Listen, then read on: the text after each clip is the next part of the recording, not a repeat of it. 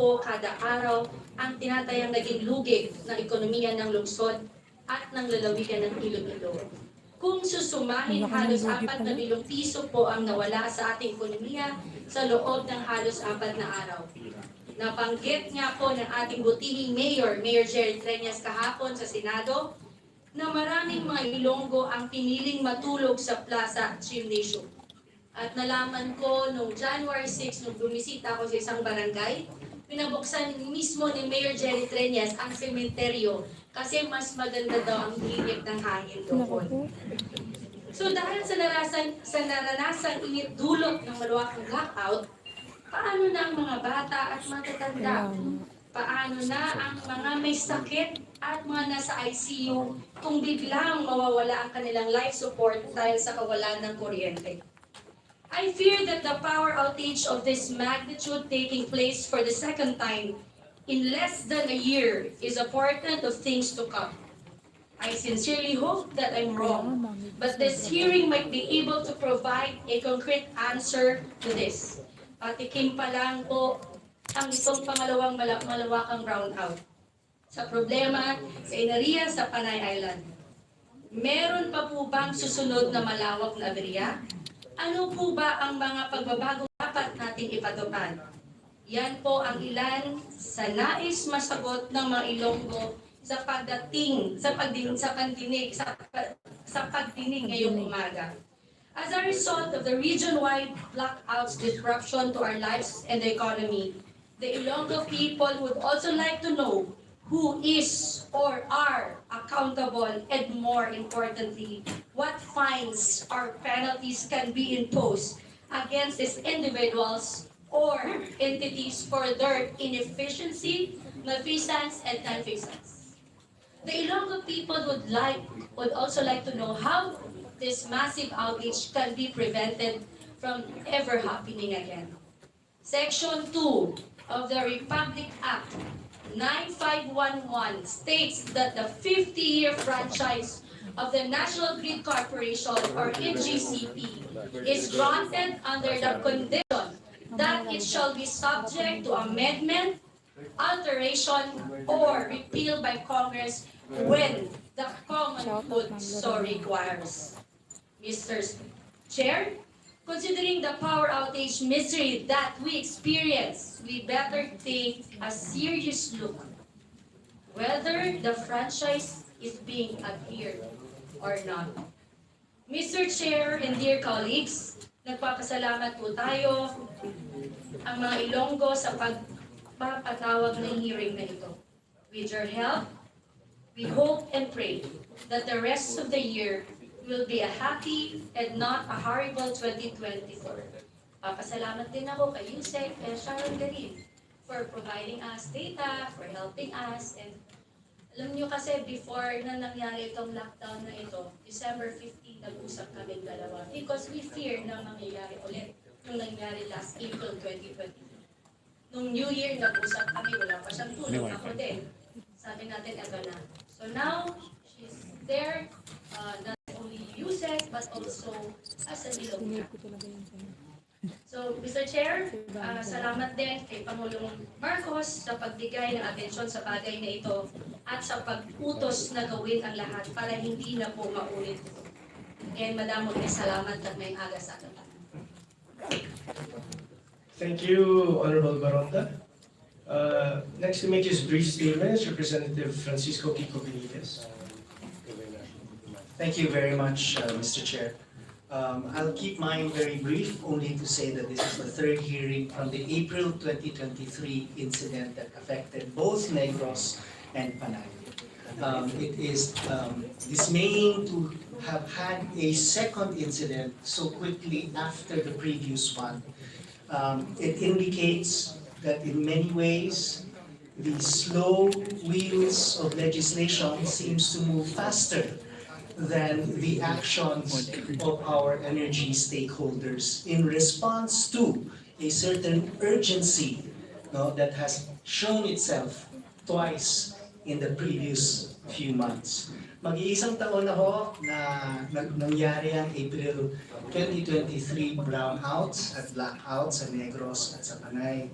Nadinig naman ho natin sa statement ni Congresswoman Baronda na sana ang lahat tayo, adhikain natin ay hindi na ito mauulit pa.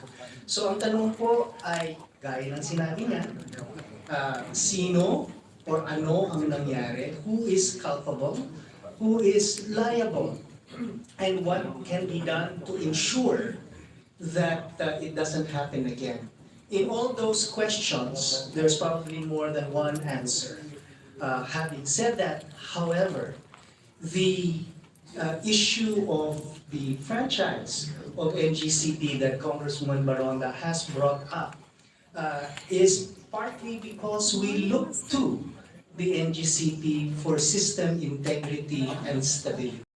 So if there was a brownout, if there were trippings that were occurring because of fill in the blanks, multiple possible reasons, the next question is, why does it take so long for power, in fact, to be returned? And what kind of contingency plans can be put into place and properly funded if short-term and long-term solutions need to be found? I would also like to manifest, Mr. Chair, that given that House Bill number 1537, signed by every congressman from Western Visayas, has not yet been duly referred to this committee, we hope that this hearing goes into response to House Bill number 1537. Thank you very much, Mr. Chair. Thank you, Honorable Benitez. Next, can we hear from Honorable Goriseta?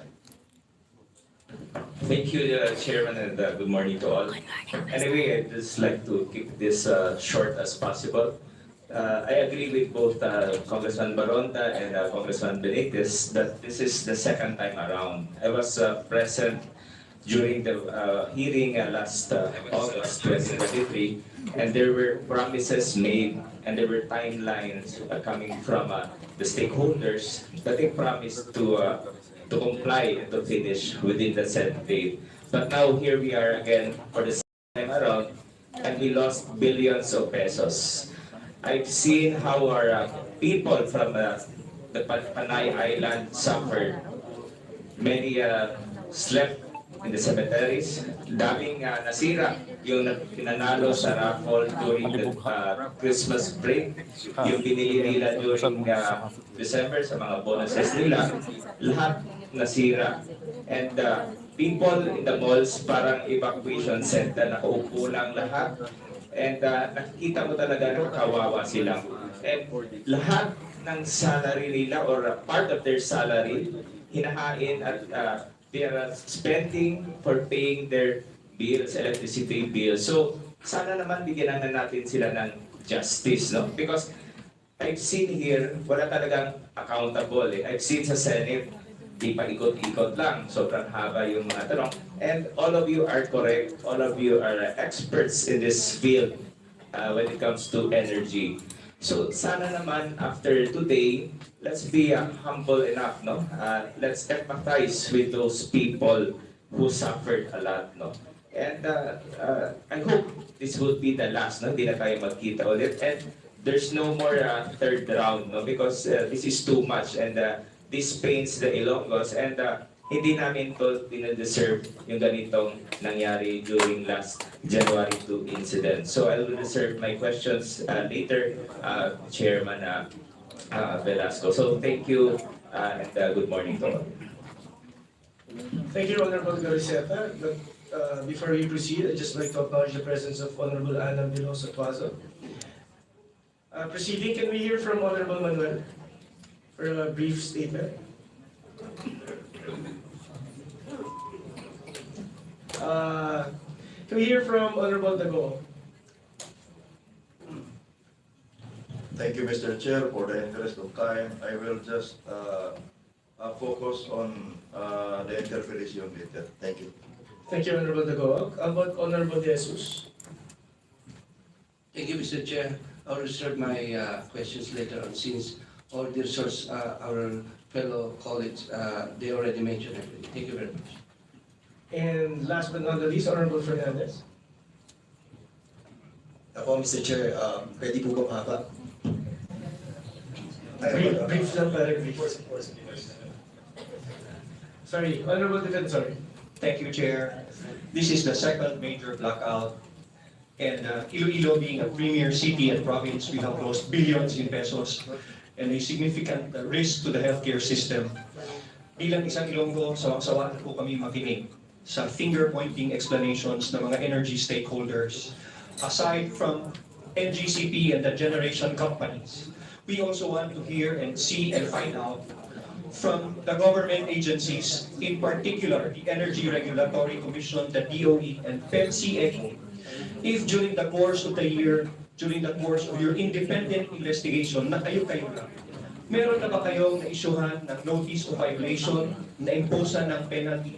Because I can't believe that for a period of almost a year, wala tayong resolution from the government agencies that are supposed to oversee the energy industry, especially Iloilo, na pangalawang beses na nangyari ito. So Mr. Chair, during the course of this investigation, do not only want to hear explanations from NGCP, but at the end of this committee hearing, we want to see in the final committee report that someone will be held accountable and someone will be penalized for this occurrence in the province of Iloilo. Thank you, Mr. Chair. Thank you, Honorable Defensor. Can we hear from Honorable Fernandez? Thank you, Mr. Chairman. Honorable Sir. The injustice that was perpetrated by NGCP to the Visayas region, particularly the Panay Island, is unacceptable. We've been hearing this for so many times already. As a matter of fact, 5 years ago, we started this fight. No? Hindi lang po kasi yung blackout sa problema ng NGCP. There's a lot of problems that being committed by this corporation. And you pull me once, shame on you. You pull me twice, shame on us. Luckily, we have a president that is doing his job. At nararamdaman niya yung nararamdaman ng ating mga kababayan. And even the Department of Energy, headed by Secretary Lopilla, ay nararamdaman din ang problema. Andyan si Yusek Sharon-Garin, andyan si Yusek Marasigan, Yusek Guevara, si Chairwoman Mona Lisa de Malanta, who is doing her job sa ERC. As a matter of fact, in recent process ay 35 billion is already ay nagkaroon na ng initial determination. And 200 billion na disallowed by ERC doon sa hinihingi ng NGCP na 383 billion was disallowed by ERC. We are moving forward. Merong nangyayari. Andito ang Transco, andito ang IMAC. Everybody in the government is doing their job. Parang isa lamang ang hindi gumagawa ng kanyang tungkulin. Aside from the reset, meron tayong delayed projects, meron din tayong tinatawag unfair tax due to the government. As a matter of fact, even the son of the president, Sandro Marcos, nag-file na rin po siya. Dahil unfair yung ginagawa po ng NGCP. And the most important thing is the security of this nation. Imagine, unknown people, unelected people, manning the control center. Yung control center being managed them. Hindi natin alam. Bilyon na nawala sa Iloilo because of those people na hindi natin kilala.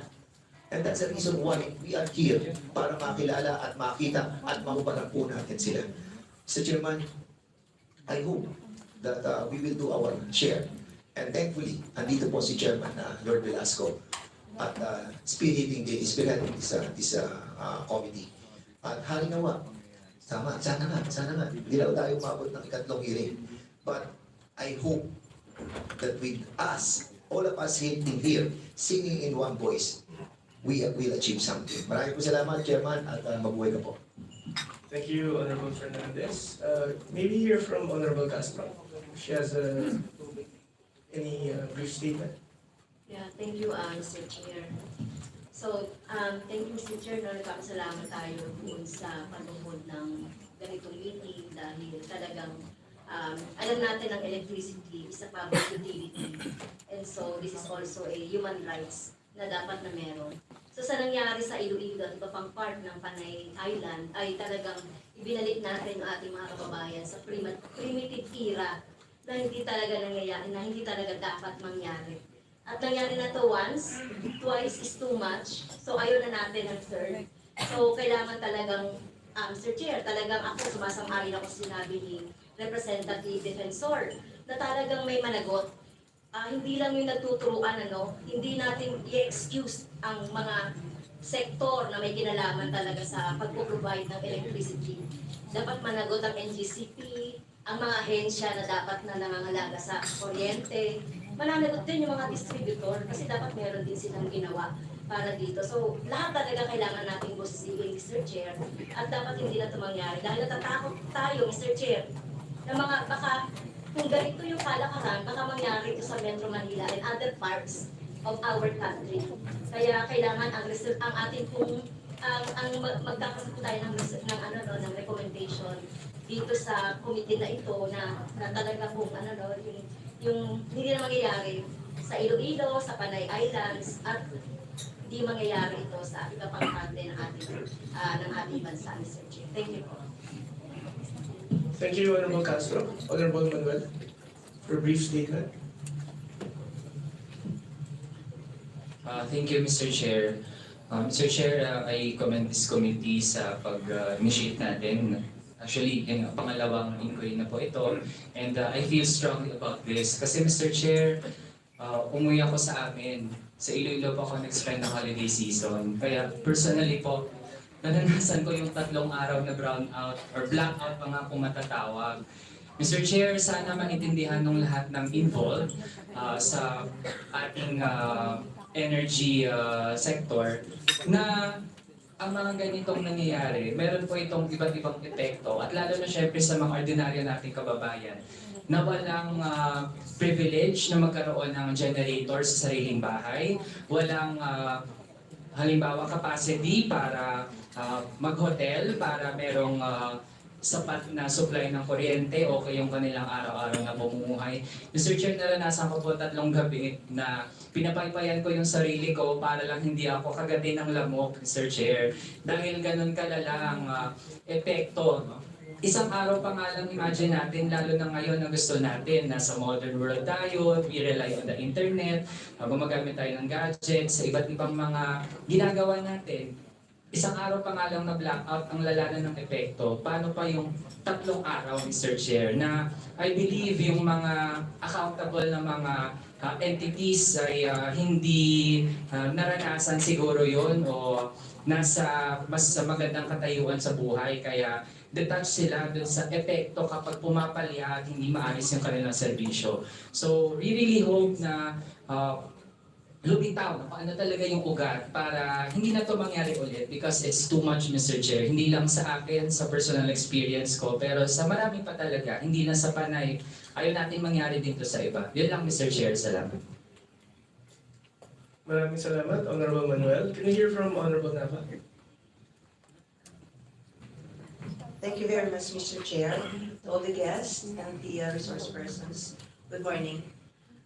Being part of the districts affected by this first and the second power outage, we in Guimaras, even a small province like us, the losses has greatly affected our people. So we are one in all the people of the districts affected in coming up with concrete and long-term conclusions, resolutions, and solutions for this problem so that this won't happen again. And this will not be experienced and burden the people of all these affected districts and those districts that would probably be affected in the future. Thank you, Mr. Chair. Thank you, Honorable Nava. If there's no more brief opening statements from our members. Thank you. I'd like to acknowledge the presence of Honorable Stella Kimbo. But before we go on to the presentations of NGCP, DOE, and the other resource persons, I would like to hear first statements from our LGUs. Kasi sila po talaga yung apektado rito kung naranasan po nila. At kitang-kita po natin yung disappointment talaga po ng ating mga kasamahan sa isla ng Panay sa pagkawalan nila ng kuryente for a city and province also like Iloilo na sobrang developed na.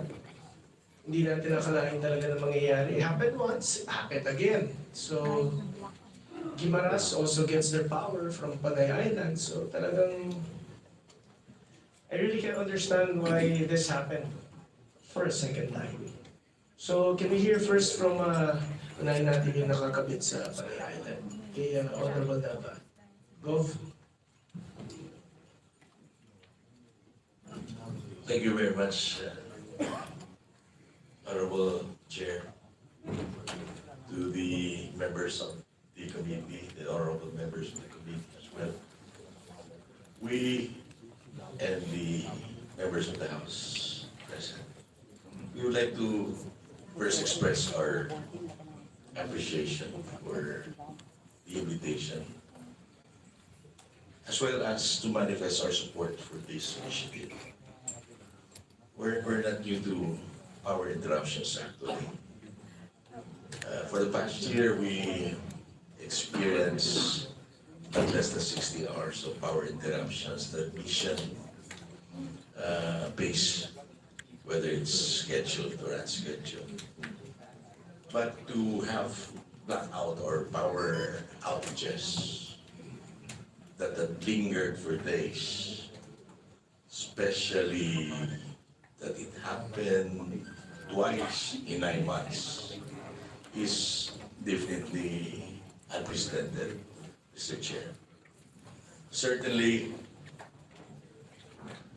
all the sectors are affected, be it economic, health.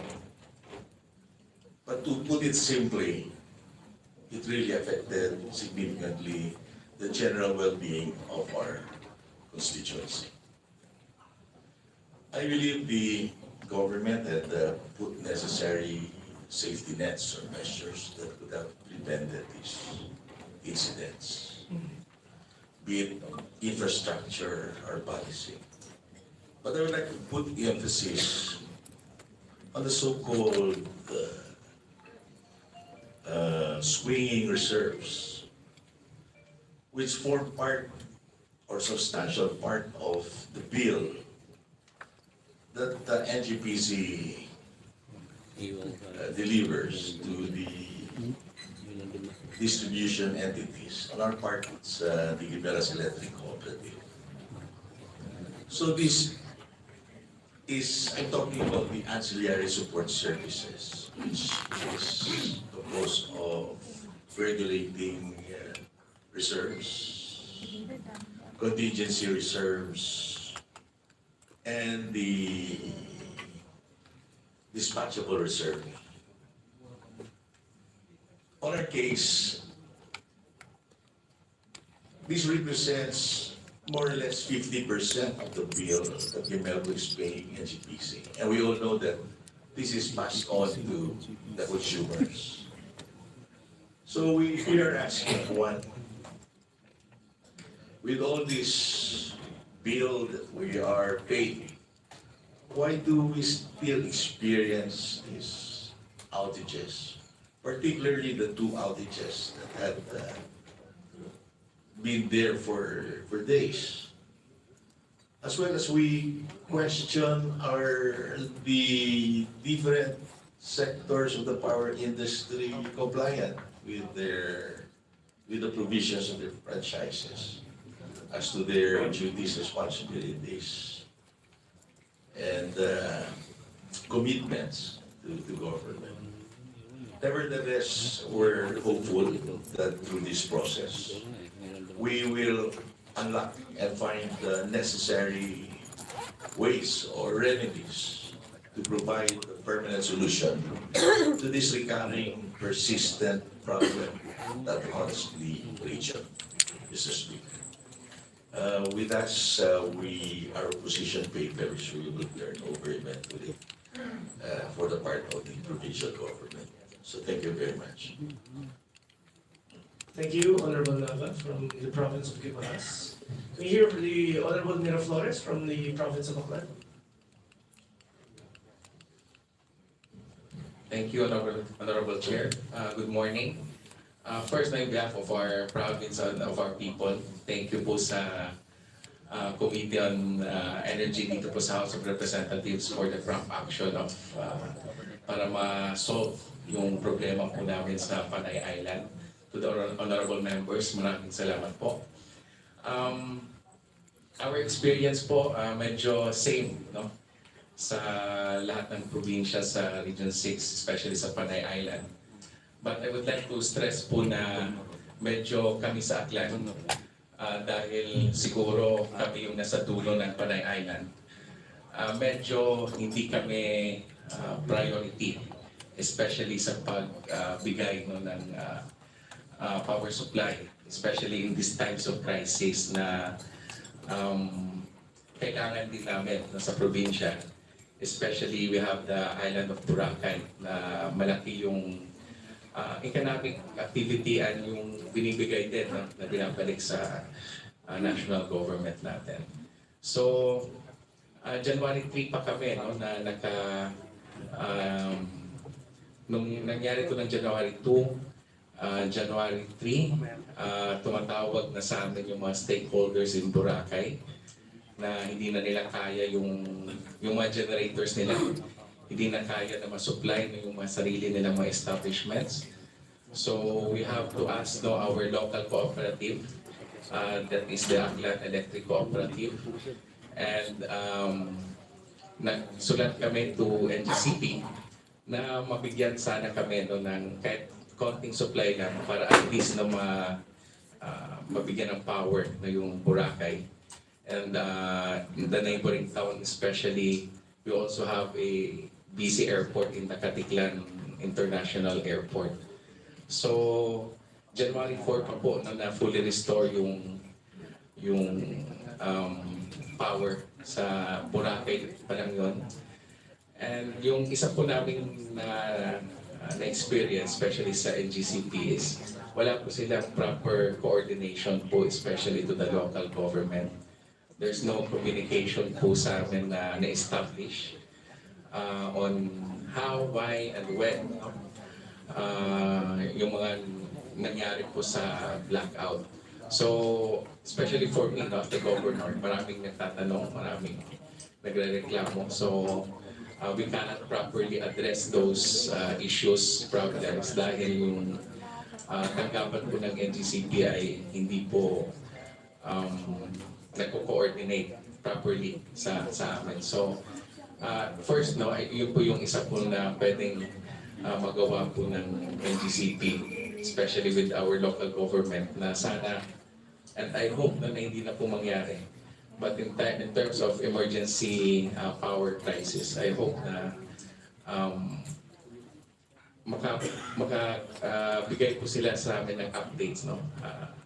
Para at least alam namin yung gagawin, yung together with our local electric cooperative, kasi kami at least po napaprioritize po namin yung supply kung saan pupunta sa hospitals namin sa Boracay. So yun po yung mga importante talaga na na-supplyan namin during the crisis. So I hope na these issues will hindi na po mangyayari ulit. Kasi same sa problems po namin, sa mga kababayan namin, they suffered enough with these blackouts, and kawawa po yung, especially yung marginalized sector po namin na talagang sa electricity po nag-gain po ng mga activities po namin and industry. So again, thank you po and good morning.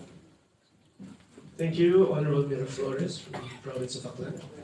And last but not the least, can we hear from Honorable Art Defensor, province of Iloilo? Morning, Mr. Chairman, and to the honorable members of the committee, as well as the power sector. Thank you very much for this immediate hearing.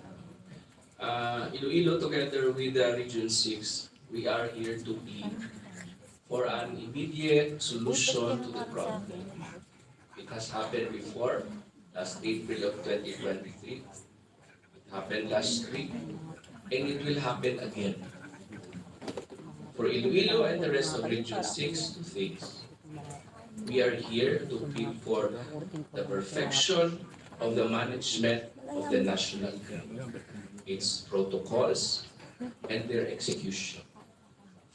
The completion of vital infrastructure like Phase 3 of the Cebu Negros Panay backbone together with the substations and other facilities. Kung hindi po ito magagawa, agad-agad, mauulit yung blackout.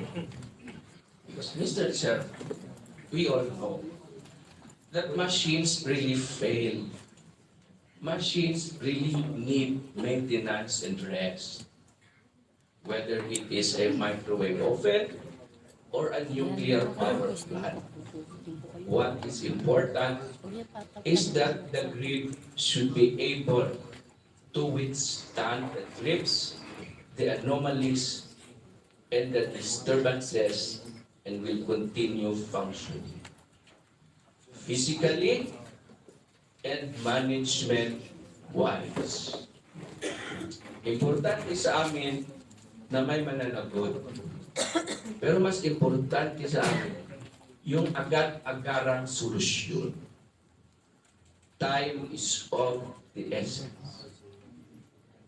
If the grid continues to be weak and vulnerable, the blackout will happen as a matter of natural course. A national grid without a backbone is not a national grid. We have to give it another name. A national grid with an unfinished backbone is a very weak national grid. So again, Mr. Chairman, for Iloilo and the rest of Region 6, two things: the perfection of the management of the national grid and the completion of vital infrastructures like Phase 3 of the Cebu Negros Panay backbone together with other facilities and substations. Thank you very much, Mr. Chairman, and good morning. Thank you, Honorable Defensor.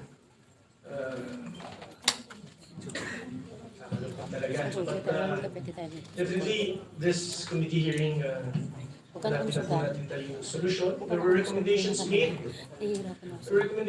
Last hearing. I think there's also an interim grid management committee recommendations that the recommendations were given by the IGMC. I like good flow of presentations here. I'd like to start with the NGCP first, then we go to the DOE, then we go to the ERC, and then we go to the other resource persons. I hope you can give just a brief for NGCP, what really happened. I don't know if the other resource persons will also give their side or their story of what happened. So, while the resource persons are explaining, I'd like to ask our members to refrain from questioning first and reserve your questions during the interpellation. So to start, can we hear from, I guess NGCP should start? Good morning to all. Yes, good morning. I'm Anthony Almeda and Clark with our presentation and markup to society. I'd like to request, Mr. Chairman, if I can make a 1-minute statement. Yes, please proceed. Yeah, thank you very much. Good morning to all, to our Honorable Congressman and Velasco, Chairman of the Committee on Energy, distinguished committee members, governors, DOE, and ERC, fellow resource persons, and guests. We are grateful for this opportunity to present the facts called our system records regarding the widespread power interruptions in Panay Island on January 2, 2024. We will also take the opportunity to explain the intervention we undertook during this period. We adhere to the data and protocols explicitly outlined in our Philippine Grid Code. It is important to emphasize that we handle the system in compliance with the rules and using resources at our disposal during that period. course, I am with Ilonggos and all of you here that what has happened. Of course, the Governor Defensor that I've seen. For my part, we do our best to do our job on what's happening. And of course, we reiterate our call for inclusion assessments in formulating the country's energy roadmap. We support the green energy initiative of government, but we ask the green baseload technologies like baseload nuclear be explored. We want to be part of the solution, but NGCP cannot do it alone. We need the cooperation of stakeholders and the whole of government to ensure the stability of transmission services that will support the reliable power supply for Filipinos. We need generation, plus us transmission and distribution, power in and power out. Again, thank you very much for your time. God willing, together, we will find a solution. And governors and I make my rounds, and if any that I have not, our company hasn't made our rounds on companies, my apologies also. Anyways, good morning, and maybe Clark can make our presentation. Thank you very much for the time. Thank you, Mr. Almeida. Can we ask Mr. Clerk Agustin to already present? Thank you, sir. Good morning, Mr. Chair and honorable members of the committee. Thank you, Ms. Alakar, to present our data regarding the January 2 incident, hoping to provide more clarity and event. So,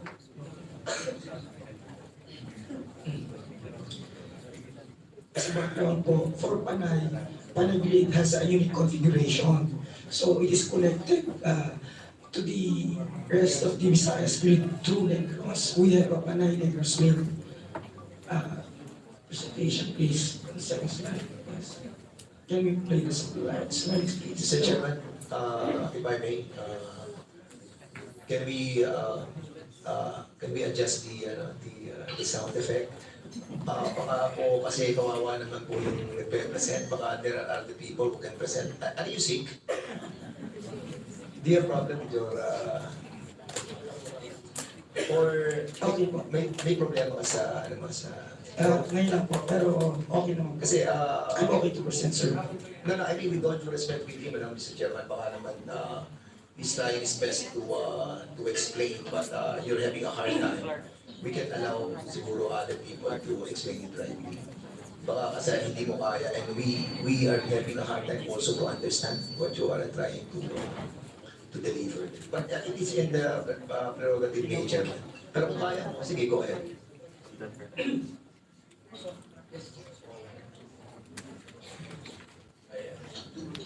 No, if let's ask Mr. Clark to present. If the members couldn't understand what he's presenting, if we can ask NGCP to ask someone else to present. Mukhang na-strain na yata na todo yung boses ni Mr. Clark kahapon sa Senate. Pabigyan lang ng hot water para maayos-ayos ang voice. But I guess he's the person presenting because siya yung talaga nakakaalam.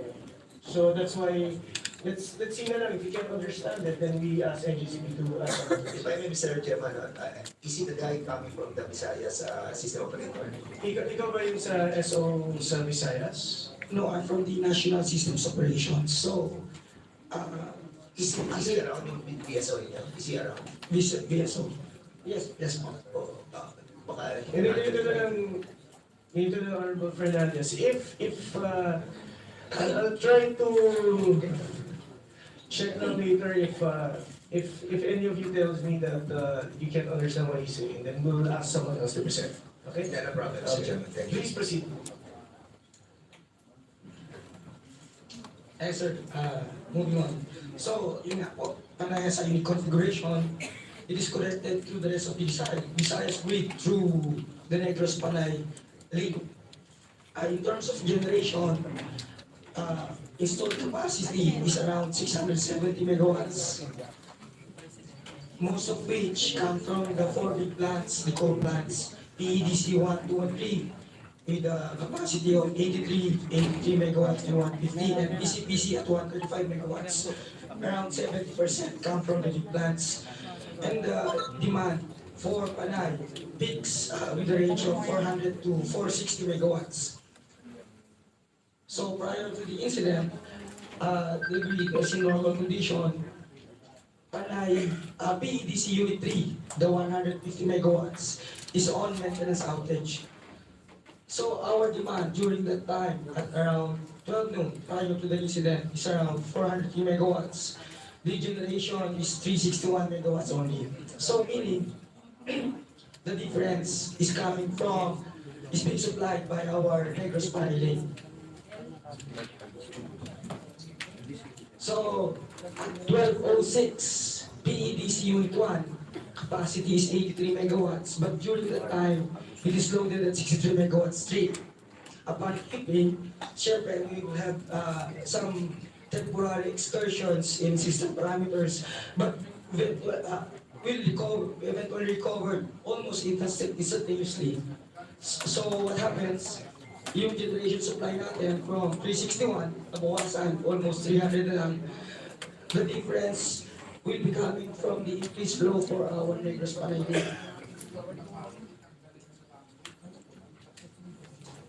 Sorry, please continue. Okay. Sige po. So, what we did, we monitor the system based on our data. All parameters in terms of voltage, frequency are within limits, no overloaded transmission lines, operating margin is sufficient. So we did our normal dispatch process. And then our coordination with PEDC Unit 1, they told us they will be coming back online within 2 to 3 hours. However, before 2 p.m., they gave an updated message that they will be coming back later at 1700 or 5 p.m. Forward, please.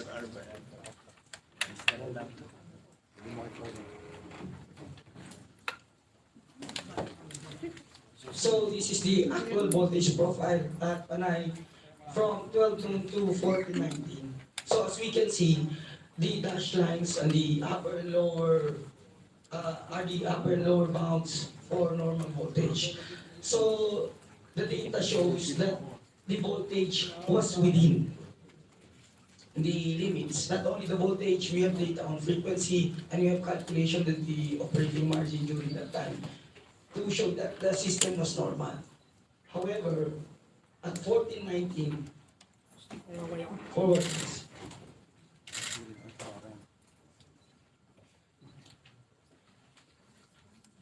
Almost simultaneously, the following plants stream. When we say almost simultaneously, there are difference, say for example, milliseconds and seconds time difference. In electrical engineering terms, medyo mahaba na. So, a total of almost 300 megawatts of the plant stream together with the reaction of the load, demand also trip. So, what happened? Panay is left with no generation, no local generation. So, we are left with around 190 megawatts of demand, load, which is supplied by our Negros Panay link. So, what we did, since nagkulang na po, at this point, emergency na po sa Panay. So, what we did, yung flow po ng Luzon, Visayas link, which is prior to this, nagsusupply si Visayas to Luzon. Nireverse po natin yung flow para si Luzon naman ang magbigay kay Visayas to prevent the loss of the supply. And then we declared yellow alert kasi nga po insufficient na po yung reserve. And then we advise the plants that trip to check their status and if they're okay, go back online immediately so they can provide complete support. So sa system po kasi, pag mababa ang load, ang tendency, tumaas ang voltahe, wala po kasi mag-absorb ng tinatawag natin reactive power or magpo-provide ng reactive power support. For this case, zero generation po tayo. So, tumaas ang voltahe, ang tendency po kasi meron tayong protection sa overvoltage para i-protect tayo po yung linya natin. Kasi pag yun na-damage, medyo mas matatagalan po. So, eventually, as a consequence of the multiple tripping, over voltage, nag-trip po yung Negros Panay, resulting to isolation of Panay. That's the sequence. So, that happened at 1507. So at 1510, we declared market intervention. Kasi during normal condition, all the plant schedules are coming from the market operator, from IMAP. Kaya ako as a proof pa pala, kaya normal tayo nung 1206, nag-adjust yung schedule na pinapadala ng market para i-accommodate yung mga changes ng mga plant loadings. So, ito po yung summary ng timeline for better appreciation. 1206 to 1419, yan po yung duration na CPED's unit 1 lang ang pala. So, we maintain the system parameters within limits by doing those actions. Yun nga po, we manage the load generation balance as mandated by naman ni PGC. We adjusted embark from the different power plants. However, at 1419, dun sa pula, nagka-emergency state na po tayo after multiple trippings ng mga power plant. So yan po, naka-detail dyan yung mga planta na tinawagan natin, PD101, PDPP, PCPC, at 1437, we allow them to get their feedback power. Yung mga planta po na yung details na dyan. So, after 1507, isolation yung Panay, we immediately implemented our restoration process. So at 15:24, 17 minutes after nung isolation ni Panay, energized na po uli yung Negros Panay Lake natin. So, papagapangin na po natin yung power. Reload na po tayo gradually, and our main objective now is to provide feedback power to the power plants that were on plant outages. So, they can start their units. So, for the next slide po. So, 1507, immediately after the isolation, we started the restoration process. So, after 17 minutes after, we were able to energize the link. The Bacolod Barotakbeo is the Panay Negros link. We provided feedback power to PCPC at 1547 and PEDC at 1652. Here are the timeline for the synchronization of the plants. So at 1647, PDPP3 was already synchronized, followed by PB101. So unti-unti po pumapasok ng mga planta, unti-unti nag-restore tayo ng demand. Kailangan po binabalansin natin Pero ang malaking player po kasi dito yung mga malalaking planta, which is dalawa na lang ang remaining natin. Si PEDC, ang inintay natin, PEDC 2, 1 and 2, and PCPC. Si PEDC 2 was able to get online the same day at 11:45 p.m.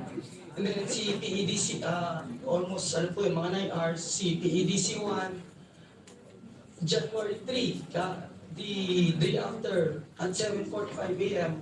And then si PCPC on January 5, to almost 2.5 days, naka-online po siya at 1:33. And then nung nag-click po siya ng normal loading, stable loading at 12:25, we were able to serve all the remaining loads at Panay. That's why at 12:34, we lifted the market intervention. So our schedules for the dispatch will be again coming from the market. Next po. So this slide just show the timeline. Yung bar graph po, yung po yung duration ng restoration nila. So you can see, nauna po si PDPP3, si PBB101. Habang mahaba po yung bar, mahaba yung time for the restoration. And then ito naman pong graph sa baba. Yan po yung restoration ng load. It reflects the demand and the restore sa Panay. So gradually po, pag pumapasok yung generator, nakakapag-serve po tayo ng demand. So nung maiban po sila lahat, all loads at Panay were being served. That's it po. Thank you. Thank you, Mr. Clark and GCP. Thank you for the presentation. Can we hear from Department of Energy, Yusek Shara. Good morning, Chair, and good morning to all the honorable members of this committee. Thank you for the opportunity. Mr. Chair, we would like to start with the presentation on our side on the sequence of events, followed by the assessment of IMAP on what their observation was in TRANSCO being the transmission corporation of the government, sir. We're trying to present this as objectively as we can so that the members can assess properly and constructively. Mr. Chair, first to present, Mr. Chair, is ASEC Mario. Yes, ASEC Mario, please proceed. Thank you very much, Mr. Chair, and good morning to all honorable congressmen present, as well as our honorable officials of the local government unit and all the attendees. I would like to present the collection of the Department of Energy on the different timelines and sequence of events that has happened in Panay Island from January 2 to January 5. So as you can see here, before 12 noon of January 2, the electricity services in Panay and Negros are okay, no problem. As far as the incident that has happened by 12:06, when in PEDC coal-fired power plant unit 1 this was reported to us that this is due to boiler pin pump issue. So this is an internal concern of the power plant. It took us 2 hours to realize that there are additional happenings in the event in Panay Negros. While we try to gather much of the information, kulang po kami sa information. We need to really revert to the concerned entities. Primarily because, after the Panay incident in April, under the guidance po ni Yusek Shara, na-create kami ng Fiber 2 so that we can monitor what is happening in Panay Island every 30 minutes. Unfortunately po, during this day, we received the report as of 10 o'clock in the morning. But after 10 o'clock, there was no report. Sorry, ASEC Marcy. You received the report at 10 o'clock in the We morning received the a next report. day? No. 10 o'clock on that January 2, 10 o'clock, we still have the report. Okay. Everything is stable. However, the next report that we received was already at past 3:30 on the evening, wherein the multiple tripping has already happened. But before that, daily you get reports? Yes, sir, every 30 minutes. Every 30 minutes? Yes. So even yung wee hours in the morning we receive. So we have to request NDCP to repost or make the posting of what has happened from 10:30 to 3 o'clock again the afternoon. So wala pa po kami information. Based also on our coordination with the electrical teams, wala din po silang information. Until po nangyari yung 2:19 p.m. event na nagkaroon na ng almost simultaneous tripping of the power plants. Next slide, please. So kung titignan po natin after 2 hours, another hour happened and then yun na nga po, nagkaroon na ng total tripping including the Negros Panay interconnection. Totally po na-isolate na ang Panay Island. And past 3 minutes po saka po na-declare na ang system operator natin na market intervention for Visayas. That is at 3:10 p.m. Then, of course, inaasahan naman po natin and after another 14 minutes, na i-restore na po yung operation ng ating Negros Panay interconnection. Of course, kasunod na po niyan yung mga event like yung yellow alert po, na declaration later that night, na-declare na po. And then, since restoration naman immediately follow, so by 11:45 po on the same day, nakapasok na po na energized na yung PEDC Unit 2. PEDC Unit 1 came early in the morning of January 3. And we continuously coordinate with other generating facilities. And feedback from PCPC, sabi po, nagto-troubleshoot pa sila ng kanilang auxiliary units pero they already set that the target of energization, since kahit po January 3 pa lang, nag-declare na sila na ang target nila is 10 to 12 of January, PM of January 4. Having encountered problems nga po doon sa kanilang startup. I highlighted also the operation in Gimaras, Gimelco, kasi sila yung pinakamalapit sa linya. They got the full power po by 9 o'clock, 9:30 in the evening of January 3. But the following day, they were also advised to have also, they have to undertake manual load traffic kasi kahit meron ng full supply, NGCP has to allocate kasi hindi pa stable yung grid. So the other sequence of events here that I present in my succeeding slides, particularly in January 4, was more on the restoration process. So these are the days na kung saan po ang instructions coming from NGCP is regarding the allocation of capacities for its distribution utilities and electric cooperatives and the conduct of the manual load traffic. So kagaya po ng nabanggit kanina ng ating kagalagalan na gobernador sa Aklan, they requested prioritization kasi nga po, they have to really energize in full yung Boracay. And they also recognize po yung mga vital installation po natin like government hospitals, yung po mga government facility, plus the airport. Kasi alam po natin kung ano yung major economic na nangyayari doon sa Aklan. Then, we continuously follow up po kung ano yung restoration efforts ng PCPC kasi we do understand that 135 megawatts is really needed to complete yung full restoration ng Panay. And report naman po ng PCPC, well, hindi nila binabago yung target nila 10 to midnight of January 4. Next slide, please.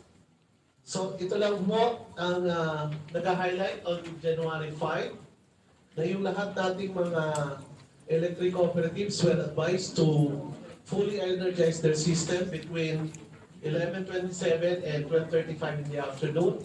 We have also received communication from NGCP that at 11:33 they got the words from PCPC that it is already operating at a stable condition.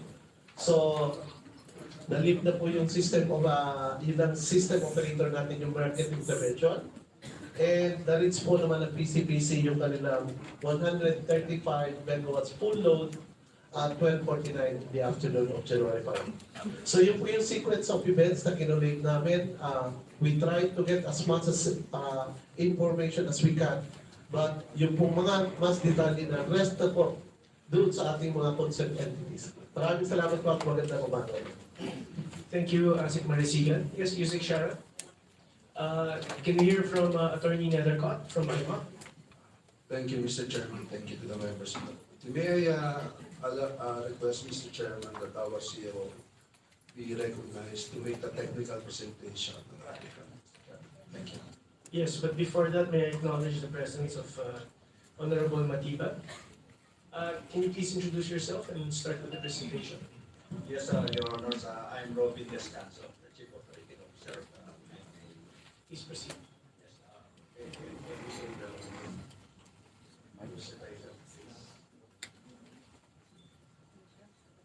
Presentation, please. Yes. Next slide po.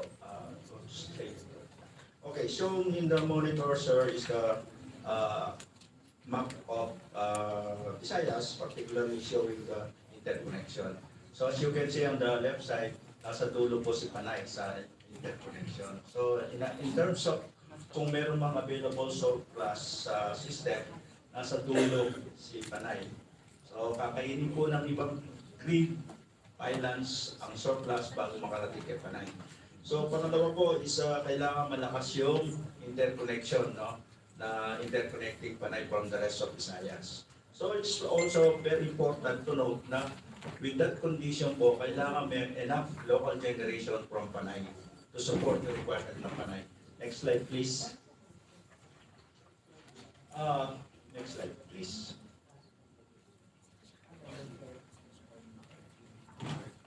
Okay, so ito po yung na-monitor namin nangyari nung araw ng blackout. No? It started on sa event number 1 at 1205 normal operating system. And the local generation coming from Panay is 355 megawatts. But the demand of Panay is 400. So the rest of the requirement is coming from the cable. And then 1206, trip po yung PEDC at nawala yung pinakarga niyang 56 megawatts. At the same time, Panay po. These are generators po embedded sa Panay. So nung nawala po yung 56 si Panay, nawala yung energy na palitan coming from the cable. So kung mapapansin niyo po, tumaas. Nagdoble halos yung karga ng Metros cable. But at the same time, nawala rin po yung voltage support na binibigay ni PADC sa Panay. Kaya nagkaroon po ng fluctuation sa voltage. No? Okay? So, and then nagpatuloy po yung condition na yun. Until sa 14-19, sumunod yung mga cascading trimmings ng mga generators. No? Ayon sa mga discussion po, naunang nag-drift doon nung time na yun is pump conception, which is carrying about 135 megawatts. And the rest, malaki pa rin yung kinikerits. Kaya nawalan po kaagad ng 300 megawatts ang Panay.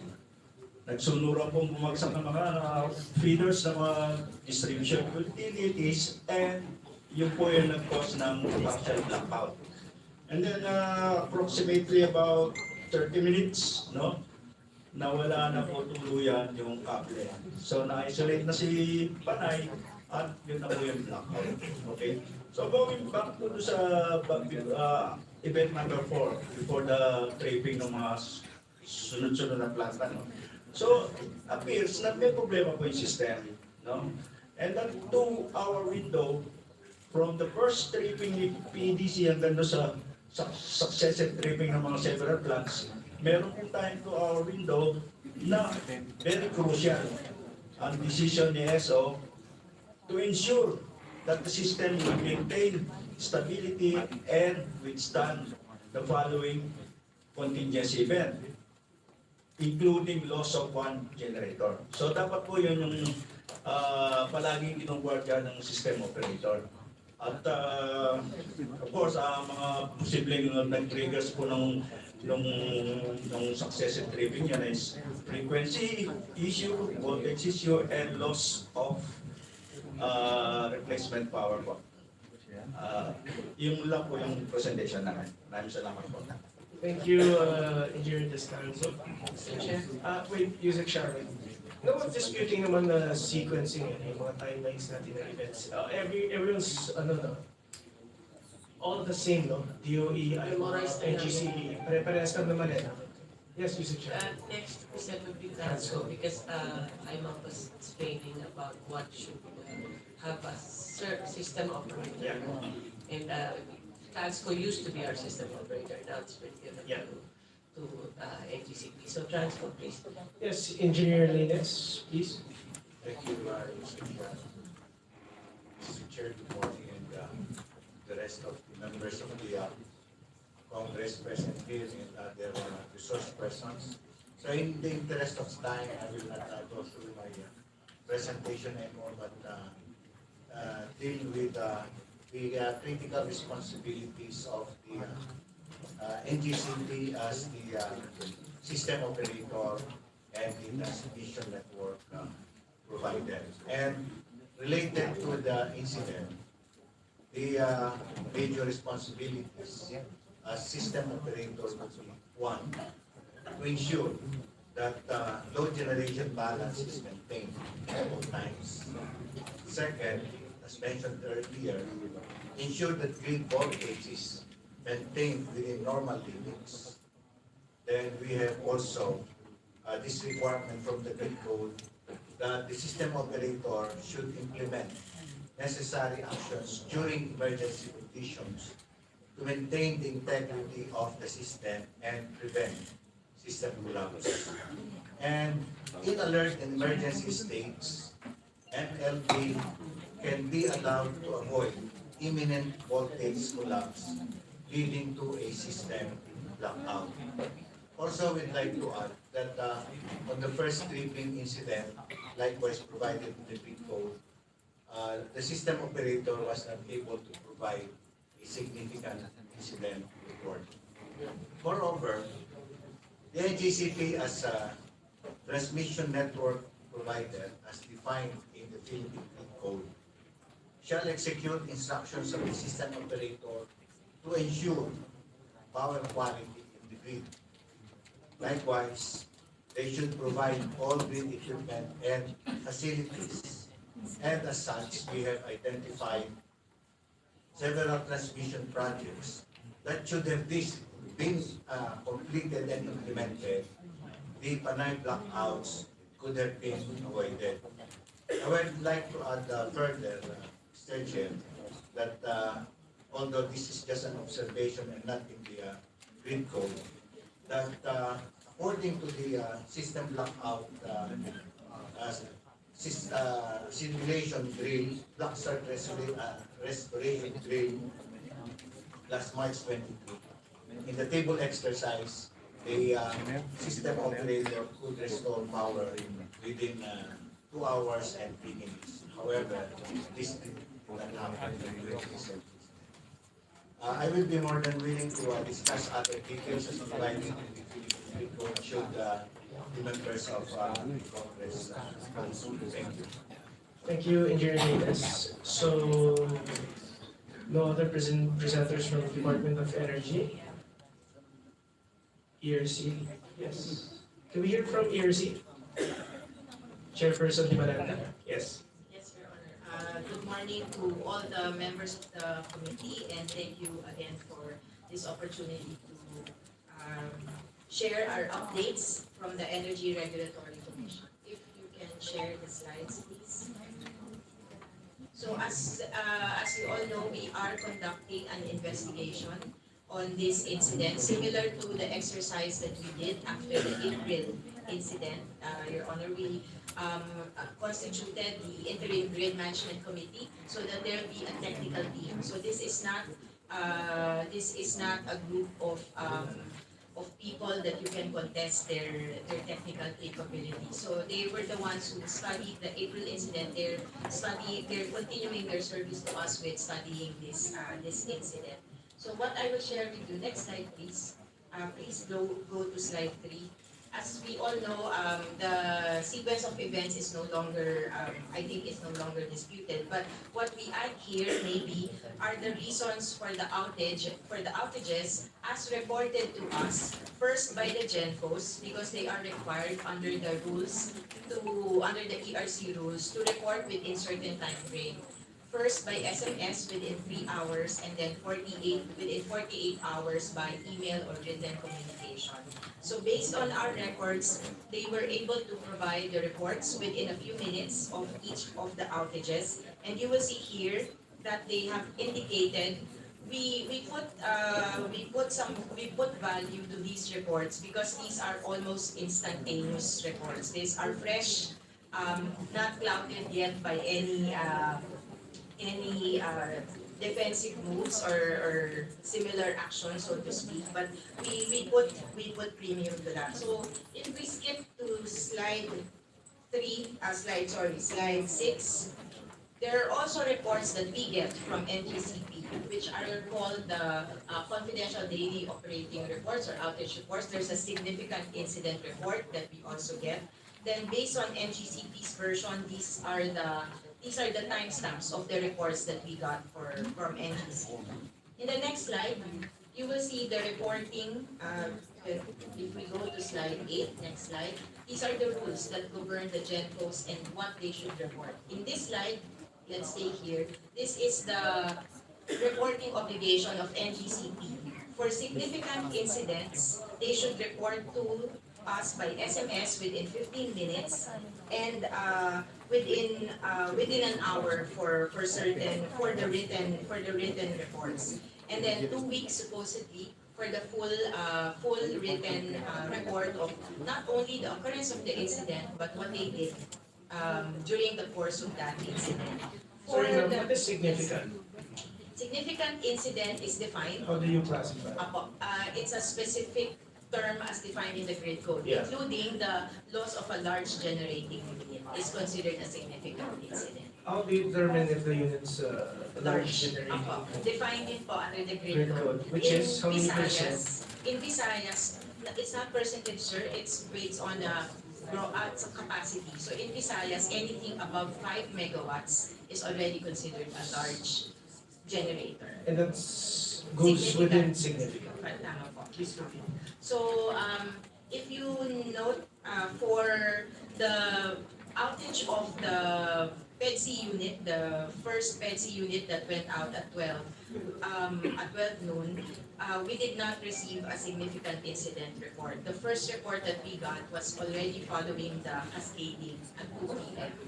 Okay, so next slide. We cannot, we will, this is just to present the parameters by which we are conducting our investigation. What are the obligations of the SO and what are the obligations of the GENCOs in cases of, in these instances? The SO in general, under the grid code, has the obligation to operate and maintain the grid to meet power quality standards. And then what's relevant also in the discussions yesterday at the Senate is what do you do when it's already an N-1 condition, meaning a large load, for example, has already gone out of the system, especially if there is no system integrity protection scheme or SIPs. These are temporary measures. If the grid is not yet capable of, is not yet meeting all the standards, you need to have a temporary protection system. What can the SO do in those instances? Under the grid code, the SO can undertake any of the following or a combination of the following. They can redispatch a generating unit. They can use voltage or power flow control on regulation transformers. They can reconfigure the network. They can do manual load dropping. They can also trip generating units. So these are the actions that we look forward to receive on the report of the SO in the course of our investigation. The next slides are also just the provisions of the grid code that are relevant in our investigation. We can skip to slide 16 in the interest of time. These are the obligations of the GENCOs. The GENCOs are responsible for ensuring that their units will not disconnect except on certain instances. And the GENCOs are also responsible for executing the instructions of the SO during emergency condition. One issue that was discussed yesterday at the Senate was whether the grid was still at a normal state or already an emergency state at that period. We were not able to include the relevant provisions of the grid code here, but the grid code defines. It's not a matter of interpretation, so to speak, or we come up with it on the fly. All those situations are defined under the grid code, including the conditions that would qualify for each. We can stop there, or we can, what we have in the materials which we have shared are also the recommendations after the April incident. There were almost 20 measures that were agreed to be undertaken then by the NGCP and the generators and the DUs. And as of the November report of NGCP submitted to ERC, almost all the measures have been completed. So part of our investigation, Your Honor, is to see what is the impact of those measures that were reported to have been completed and have led to still this event happening. That means we need to do more work. We need to, were there items that we have missed during the April investigation so that we can avoid this from happening again. Thank you. Thank you, Your Honor. Mr. Chair. Thank you, Mr. Chair. Yes. May we ask for copies of the ERC presentation? None of us have. Ideally, but if a soft copy would... No, I think they just submitted it today, so I will ask Concept to provide each member with a copy of the ERC. Thank you, Honorable Benitez. Yes, so we have the ERC, Finish, the DOE, Transco, IMA, NGCP, now hear from the generation side. Can we hear from KDC? If you have any statements. If not, yes, Mr. Caballo. Good morning, Mr. Chair. We will reserve our During the interpretations. Can we hear from Conception Power? Dave and members of the committee, we have a presentation regarding the sequence of events that transpired to our PCPC plant prior and after the VP. And our Mr. Lance Bautista here, our engineering specialist, will do the presentation, Mr. Chair. Yes, please, Mr. Bautista. Good morning, Mr. Chair, all of the honorable members of this meeting. So for the interest of time, maybe I'll just focus on the most vital parts of our presentation. Anyway, we will be providing, I think we've already provided in case other information are needed. So maybe we can skip to slide number, page 3. The next one, please.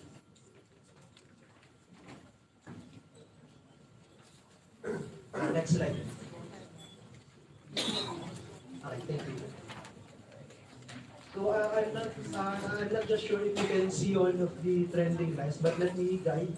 So I want to start on the event number 1. So at 12:03, so pardon for the timestamp. Actually, our timestamping in PCPC is around 3 minutes delay. So if we are going to align it with the NGCP's timestamp, we will be adding 3 minutes. So around 12:06, so PEDC Unit 1 had a problem and went on offline.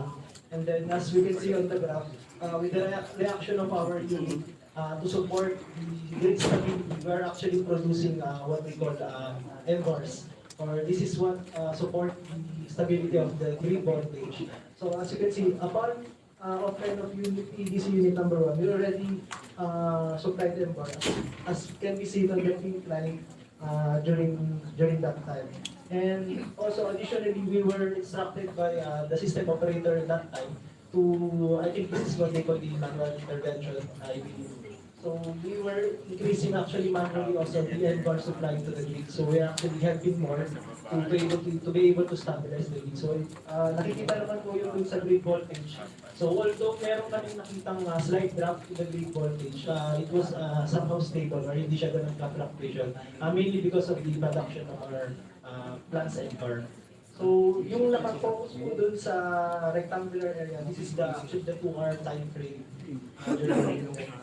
So we were, as you can see, we are steadily increasing yung MVAR support namin. We are continuously supporting the grid to maintain yung grid voltage within the Panay. Unfortunately, around 1490 or before 1490, we are actually in the instability levels na nung medyo sakit na po yung planta namin during that time because we are at full load, 135. And we're also supporting na rin yung grid with the MVAR. So, next slide.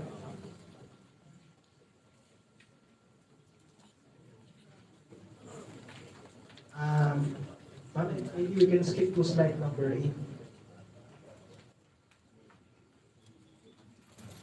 Just a good note, I think this was shared also by our IMAP colleagues as well.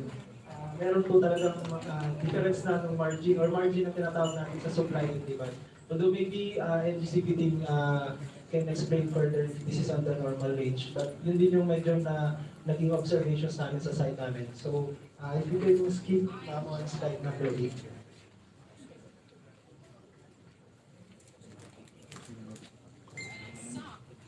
Next slide. Also, this is the chronological events on the mismong tripping na po ng unit namin. So 1419, since instability levels na po yung sa generator namin, is na-activate na po yung generator protection namin by loss of excitation. So during that time, we were still having monitoring na meron pa pong grid voltage by that time. So we have observed around 1427 na meron pa pong grid voltage.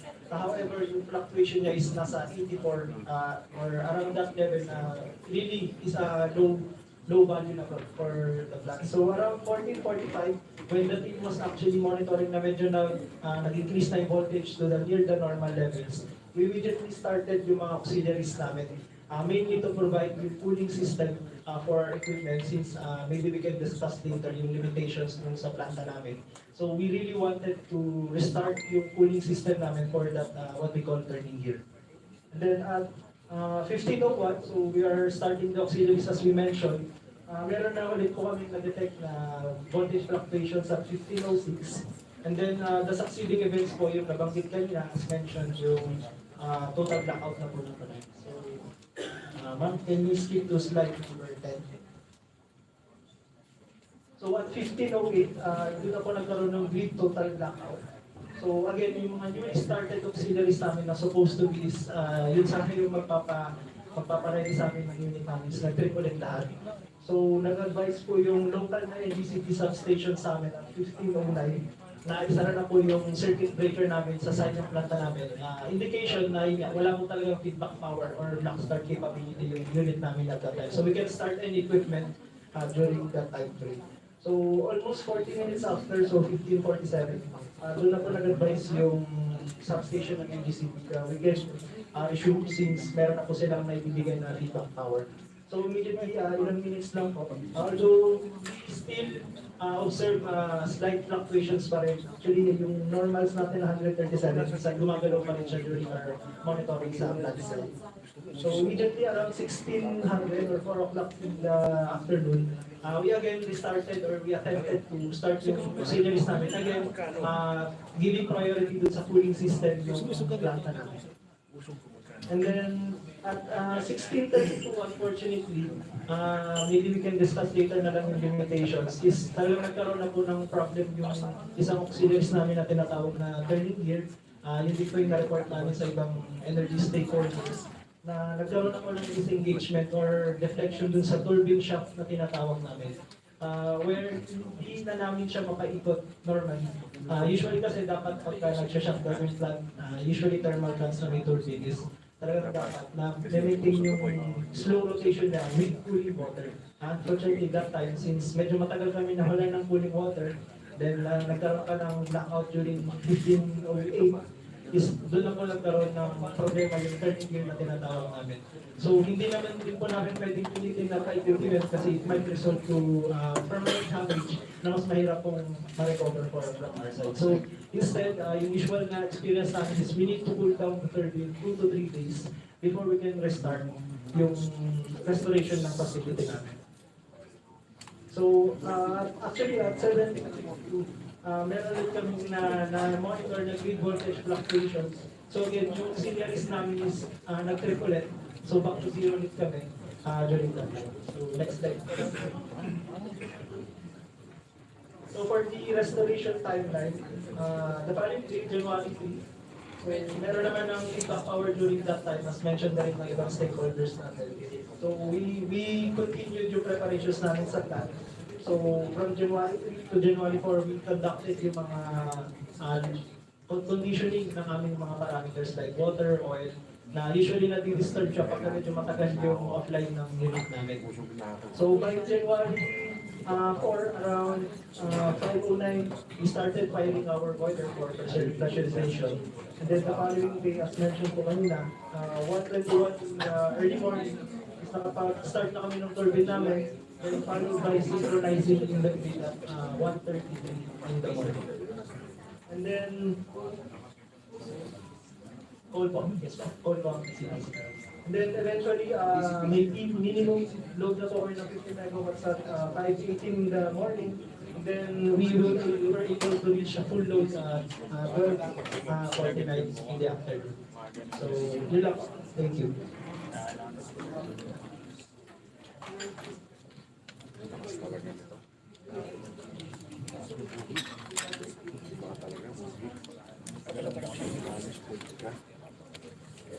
Is there a presentation? Yes, sir. We're done. Thank you. Any other generation companies?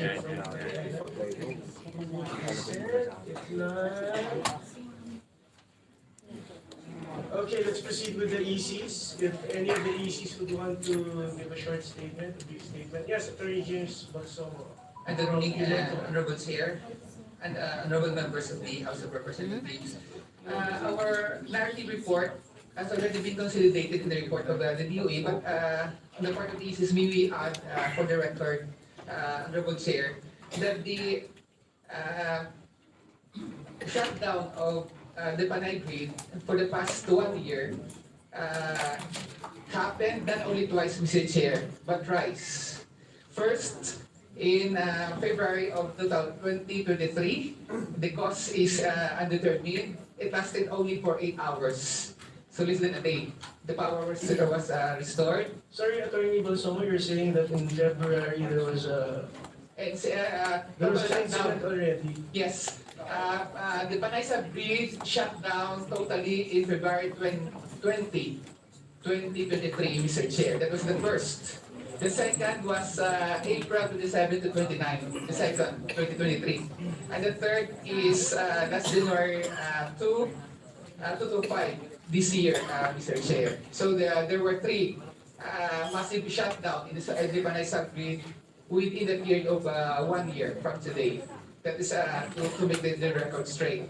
And second, Mr. Chair, with respect to the incident last January 2, when PDC Unit 1 tripped, there was no communication whatsoever from the part of the grid operator to all the 10 electric cooperatives in Region 6.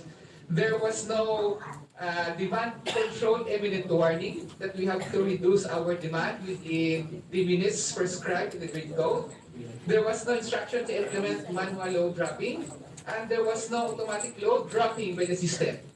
And to clarify things, the grid operator, the EGCP, is providing for the under-frequency relay settings in our substations, so that in case of imbalances in the supply and demand in the system, automatically the predetermined substation in our among the distribution utilities would trip automatically. But none of that happened until there was a voltage fluctuation and then followed by a total shutdown of the Panay grid, Mr. Chair. Just, that is for the record. The ECs are the receiving end, among, together with the private utilities, the DUs. We are the receiving end in the power system grid. However, we are not the passive participants supposedly. In fact, we are the ones facing the consumers, and we are the ones paying for the entire cost of the operation and maintenance of the system. And we would like to bring this to the attention of the committee that for 2023 alone, the 10 electric cooperatives in Region 6 paid the amount of 971 million.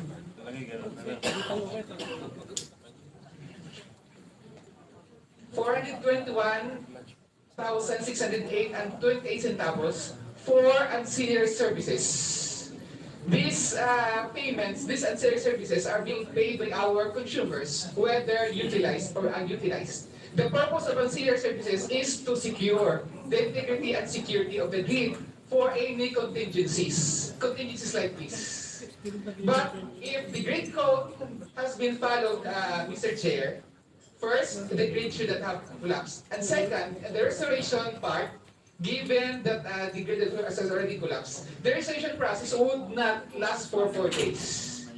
Why? Because the chair is here. Under the grid code, the contingency reserve requirement should be not less than the largest operating unit in the grid. On the part of Panay, that is 150 megawatt, the PDC Unit 3. Given the required power of 300 megawatt to stabilize the grid, upon the synchronization of PDC Unit 1, the night after the incident, and the synchronization of PDC Unit 2 the following day, the next morning, there should have been more than enough power to stabilize the grid if the ancillary services had delivered as expected. So, natin palampasin ito. Kabalog, nasaan ba yung sila nila yan? Yung binabayaran nila. Bakit hindi ko na-activate? Hindi nga, kahit nasa pero interconnected, di ba? Sir, the ancillary service being asked, where is the ancillary service located? In Negros Island or in Panay Island? Mr. Clark?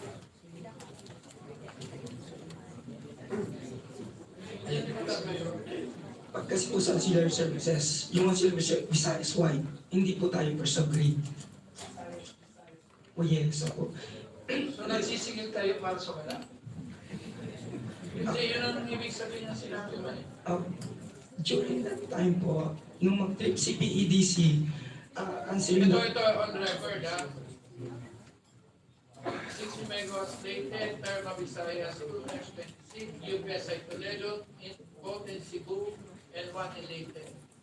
So supposedly they should be in service through the interconnection whenever something like this happens. In short, they cannot provide ancillary service. During that time po, meron tayong I regulating don't care reserve. about what's during that time. Sorry, sir. Kasi Because you're, so, pwede ba pakisoli yung 971 million? Hindi naman pala pwede pakinabangan eh. Honorable Joey, if you can reserve it later, we already see the questions. No, I understand already, but it might create a cascading of questions from the members, and I don't know how I'll be able to handle all of you guys. So let me just finish the resource persons from their presentation, and then we'll just go back to the question regarding the locations of the ancillary centers.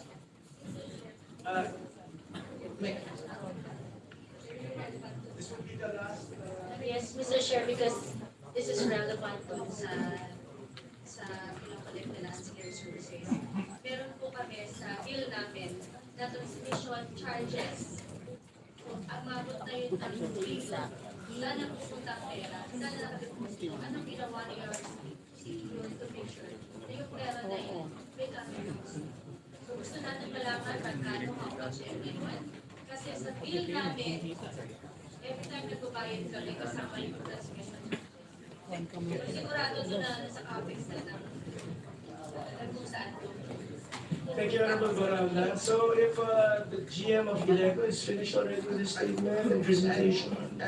Mr. Chair, just to make things clear, sa under the grade code, may tatlo pong ancillary services supposedly.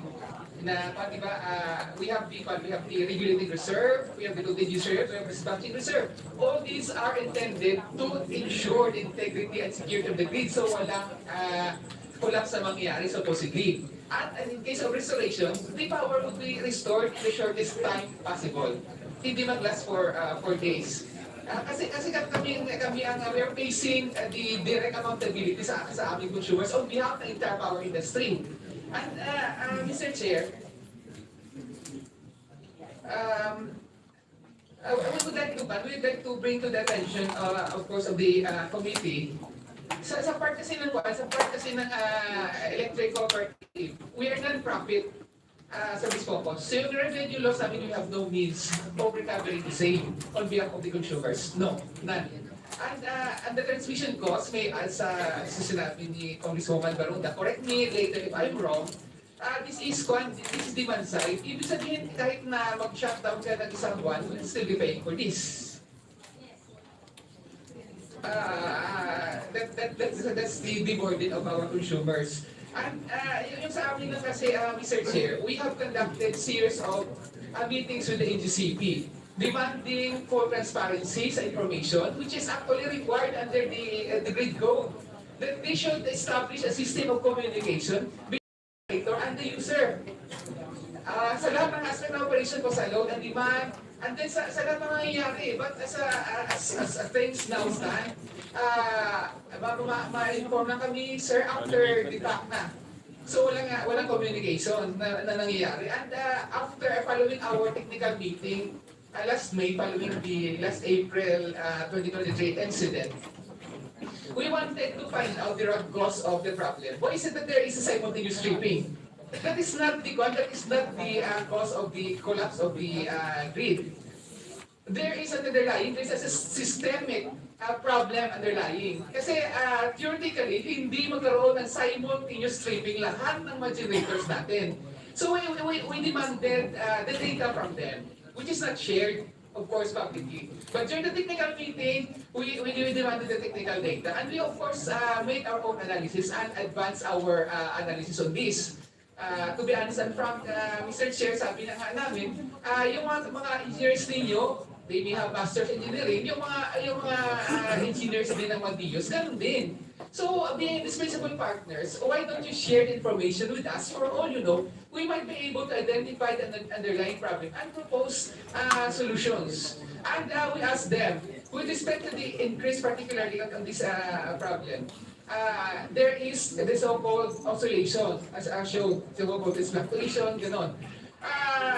Is there an instrument in the current grid infrastructure that could detect, that could manage, and could dump the irregular frequency brought about and the weakening of the power system inertia in the grid brought about with increased penetration of renewable energy sources, particularly yung solar farms natin. Because they are emerging technologies. When our grid is formulated, wala pa ito. But there are creative problems. There are a lot of studies conducted years ago in the US, in Europe, and other parts of the world. And there are recommendations on this. Sad to say, we were made to understand wala. And according to the people from HCP, one of the smart instruments that should have been introduced sa grid to manage effectively yung voltage fluctuation, yung M-bar problems, is the static bar compensator. Among the options, there are a lot of smart instruments in the market. Among this, one of the cheapest is static bar compensator. However, according to them, this is yet to be procured in 2025. But on the part of the ICSIS, Mr. Chair, power security is a matter of national security. We wanted a sense of urgency in all the parties here. Because until the root cause of the problem is resolved, it would again be a matter of time, same statement na ibinitawan namin Mr. Chair noong last April, it would be a matter of time again when the same incident would happen. Oh, so nangyari ulit. And then we wanted, of course, to determine if the report regarding the completion of the Cebu, Panay, Negros Panay interconnection is really progressing as it should. So our technical team from our ECs in Negros, Noneco, conducted visual inspection, and our technical team also in Aklan, Bayakelco. Kung ano ba talaga ang situation ng interconnection na ito. But sad to say, we have submitted our report with NEA, and I believe it was forwarded to the DOE, on the real progress on the ground. There are portions na wala talagang structures, and there are portions na structures lang, wala pa rin wire. So there may be underlying issues on this, but this is the real situation. Based on the assessment, Mr. Chair, the project is at most 70% completed. And it is supposedly to be delivered or completed by March of this year, supposedly December. Again, it's sa March. March, again, the target. But we seriously doubt, Mr. Chair, if the project will be completed in March, given the current state of the implementation, Mr. Chair. On the part of the electric cooperatives, we do not want to blame anybody here. We wanted effective solutions. We wanted to contribute to the solution, supposedly. On the last January incident, Mr. Chair, if there was instruction from the HCP, we would readily comply, as we usually do. Wala pong pasaway sa distribution utilities. Lahat po ng instruction ng operator is seriously followed. At lahat po ng settings namin po sa substations namin are set by the HCP. We cannot do away with that. So kung ganito yung regulations nila, we have to comply. And lastly, Mr. Chair, on the issue na niraise kanina ni Governor Nava, Governor Miraflores, on the equitable distribution ng available power in case of situation like this. Kasi we have limited power, it was allocated sa ibang DIOs. However, there is no specific guidelines on how the grid operator should do this. Without the specific guidelines on how the available power should be equitably distributed, Mr. Chair, the grid operator cannot distinguish what is equitable distribution from what is whimsical.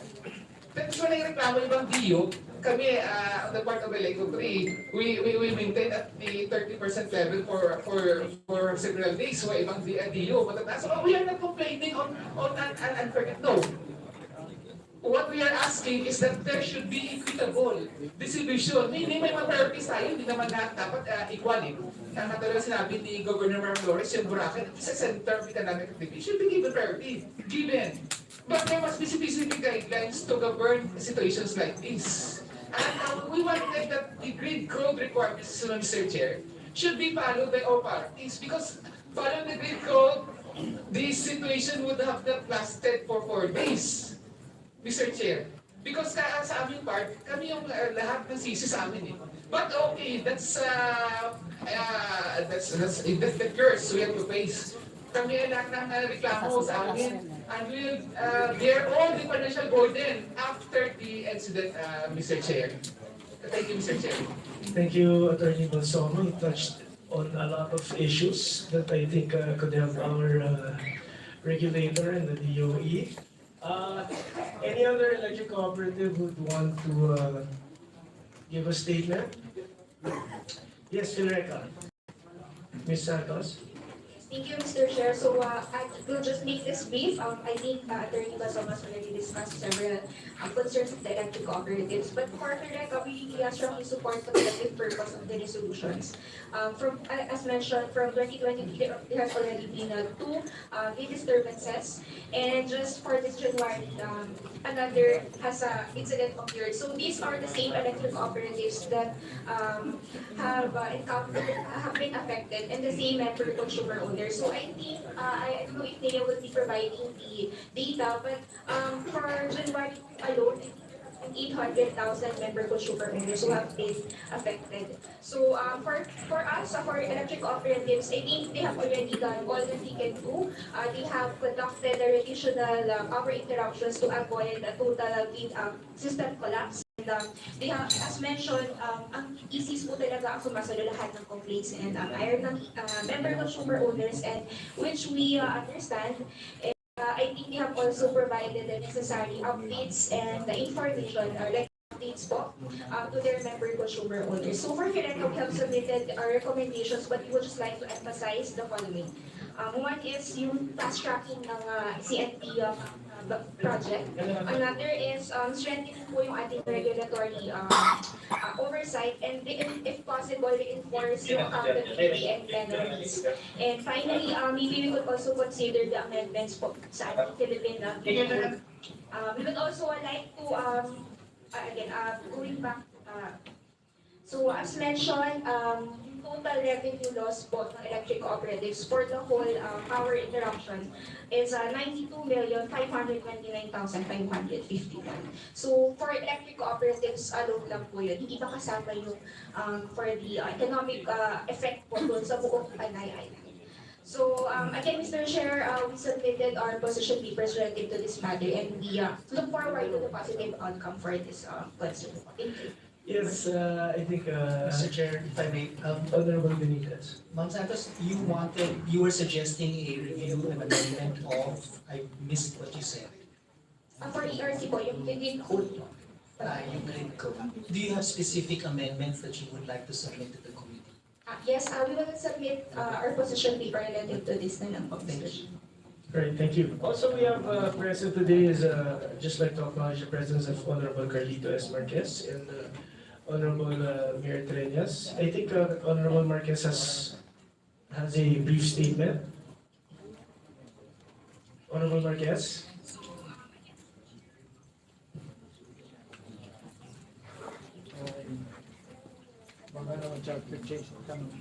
So we're waiting for that. Can I hear from the other ECs, if not?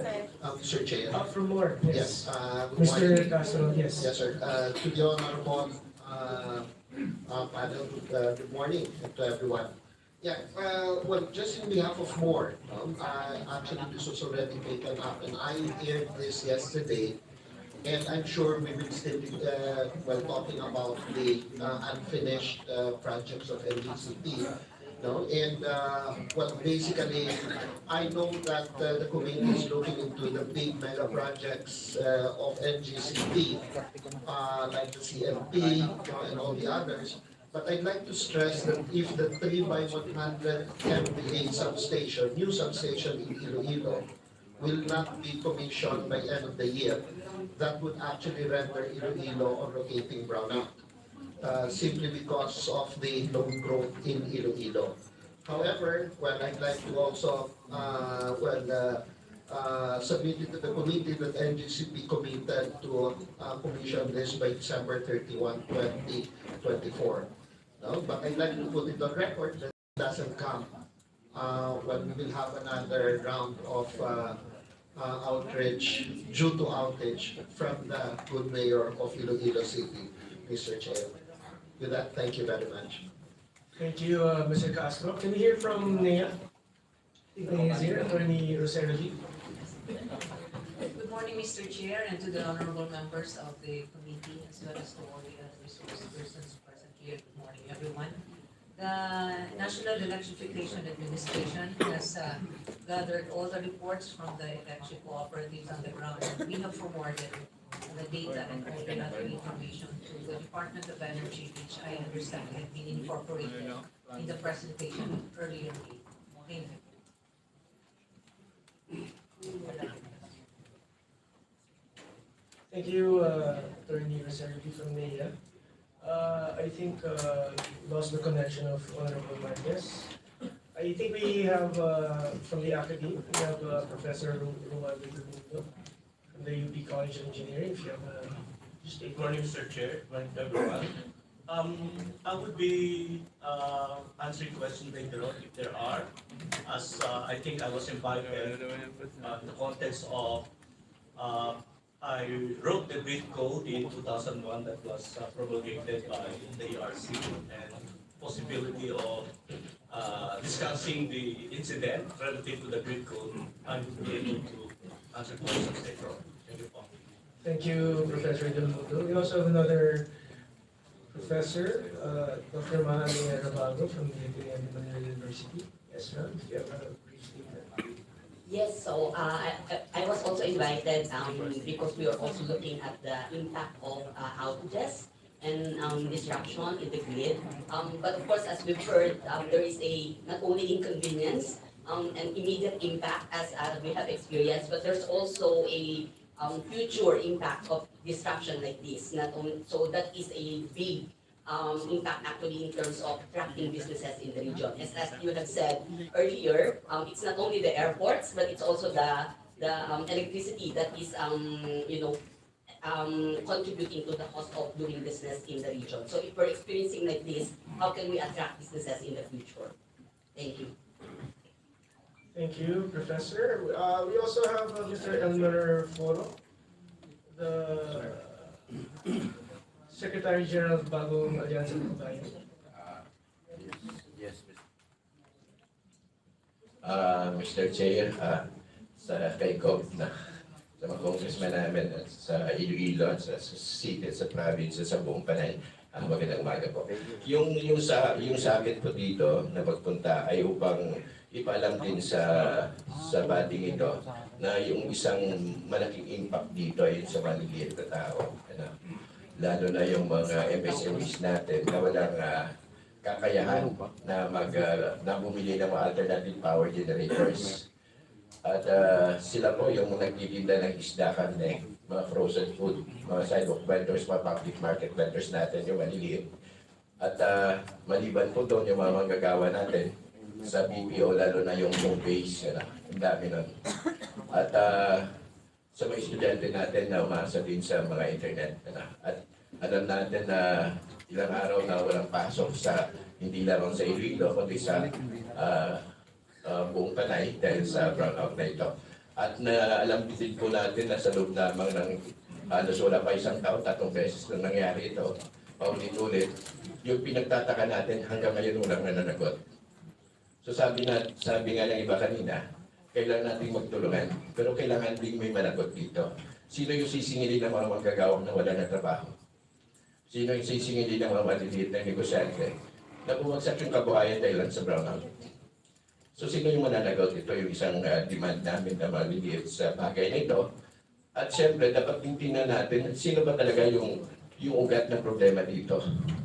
Nung ipinasa po yung IPIRA law, yung deregulation sa power industry, ang sabi ko na rason dito ay upang maging maganda yung takbo ng power. Pero ito po yung nangyayari. So, ang nais lang po natin dapat siguro ding reviewin yung IPIRA law, kung ano yung mga butas dito upang hindi na mapaulit-ulit yung problema dito. Po doon, yung mga demands po namin para mabilis na maganda po ng malalimang pag-aaral kung sino ba talaga ang may sala at may dapat managot dito. Pangalawa, para ma-identify din po yung mga companies o mga corporations na responsible sa nangyayaring ito 3 beses halos wala pa isang taon. Pangatlo po, dapat din po i-compensate yung mga naging biktima rito. Sabi po ni Mayor, may higit 2 bilyon yung epekto doon sa city pa lang, ano? Pero tingin ko sa province kay Governor, mas malaki pa, ano? Mas malaki. Ibig sabihin, marami yung nagsakripisyo dito. So dapat hindi lang ibalik yung yung ibinitang hindi naman dumating, kundi yung nagiging apektado ng brownout na to, gaya na sinasabi ko yung maliliit na mga tao. Pang-apat din, dapat i-reconsider din i-reconsider ng Congress yung pag-aralan din yung IPIRA law. Dapat tingnan natin yung problema doon sa policies natin tungkol sa power industry natin.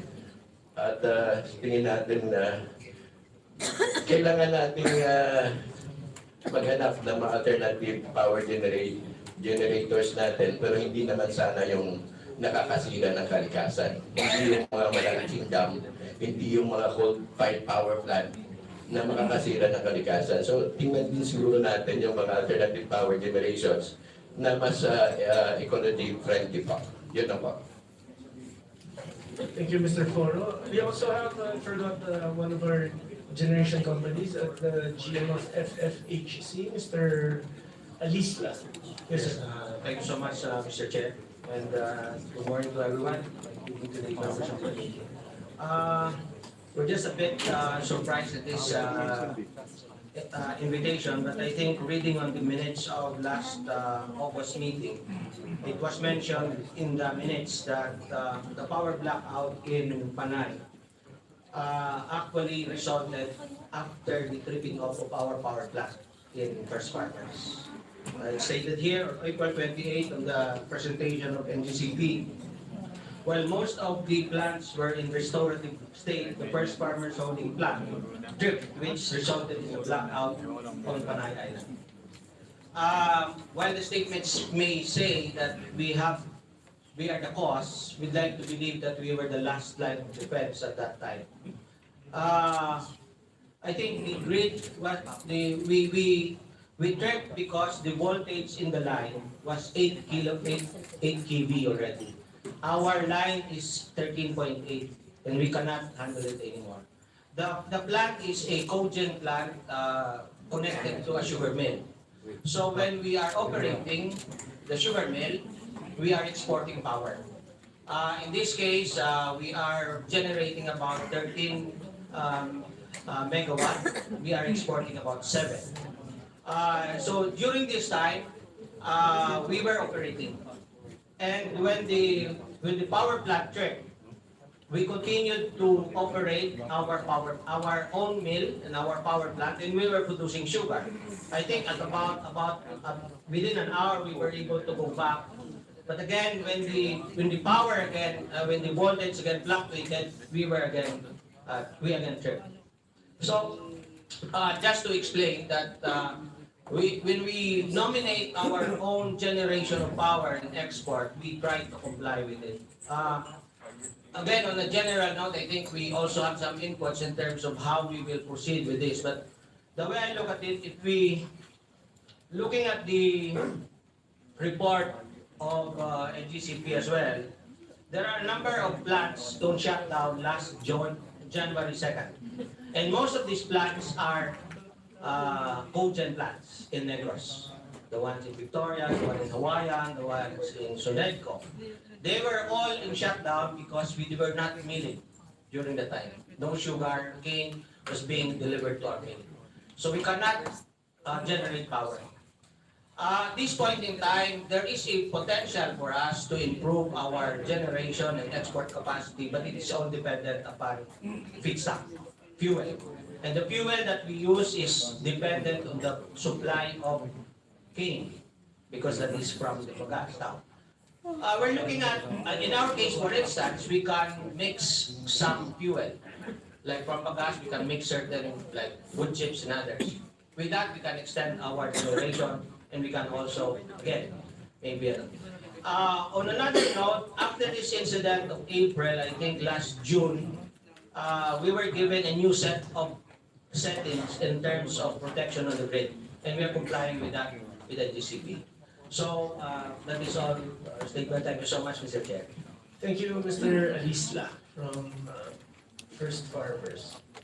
Yes, so there being no more resource persons who would give their presentation or statements, we may now open the floor for interpellations. May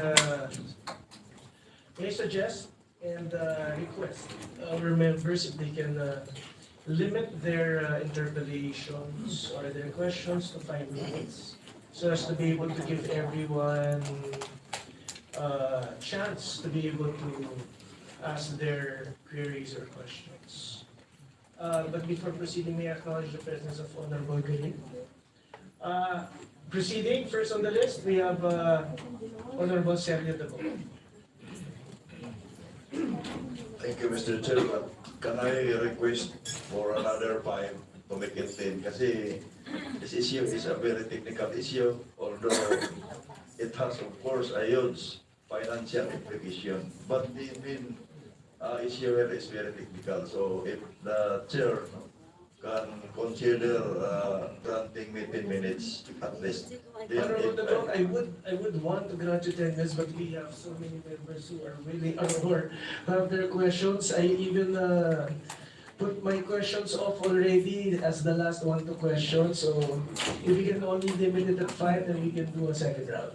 Thank you, Honorable Dabo. Anyway, Mr. Chair, thank you and good morning. Good morning, everyone. I will just limit, pabaguhin ko na lang yung line of questioning. Bakit po, Mr. Chair, wala dito yung ISO sa Panay, sa Negros? Bakit po si Mr. Clark ang nandito? Wala po, nandito po ba siya? Sir, can you answer directly? Kasi kung yung central office po ang kung legal to, Kelsey po yung sinasabi niya. Ikaw po yung nandun. So, can we hear directly from you?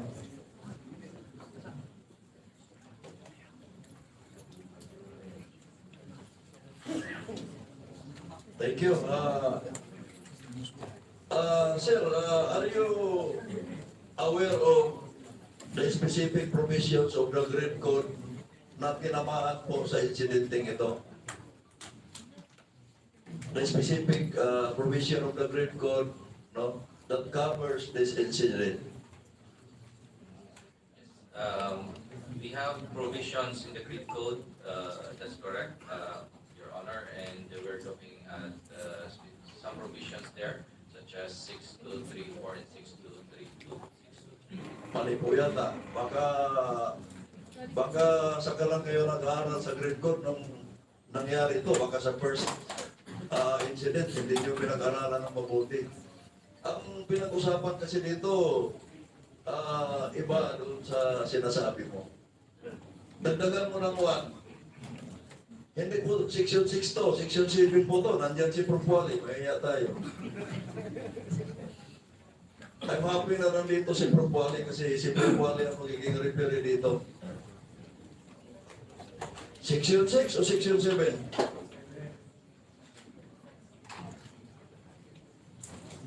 Anong specific provision? Inansiran ko na yung sagot at tanong ko, section 7, but what particular or specific provision of Section 7. 7 point.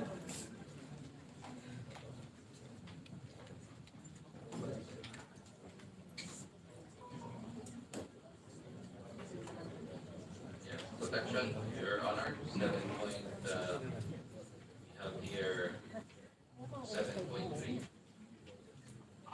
And also, Yung protection po ay part ng yan, no? Ang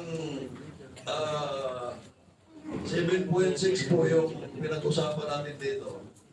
So, kung dito pala, Mr. Chair, I would like to emphasize na huwag tayong magpulahan dito kasi I travel sea, land, air just to be able to catch up.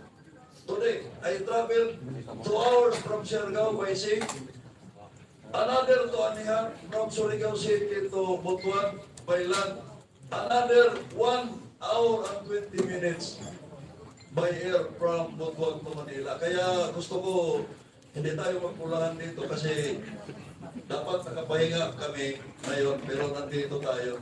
So, nasusunod niyo ba po? Yes or no? Yung buong provision ng Section 7.6 ng Grade Code na pinaghirapan ni Prof. Wally.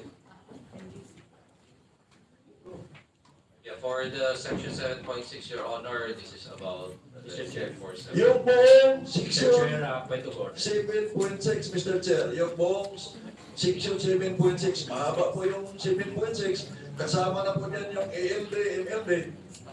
Hindi niyo nagawa yung ALD dahil sinabi mo kanina protection, talagang protection. So yung buong 7.6 pa, nagawa pa na Mr. Chair, point of order. We would like to check whether or not yung mga persons natin o under oath na ba.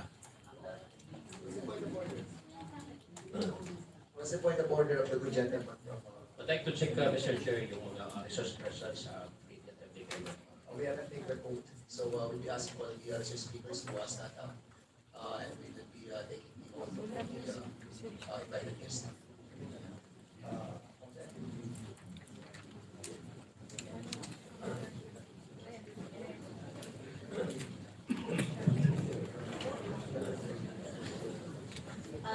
Please, repeat after me.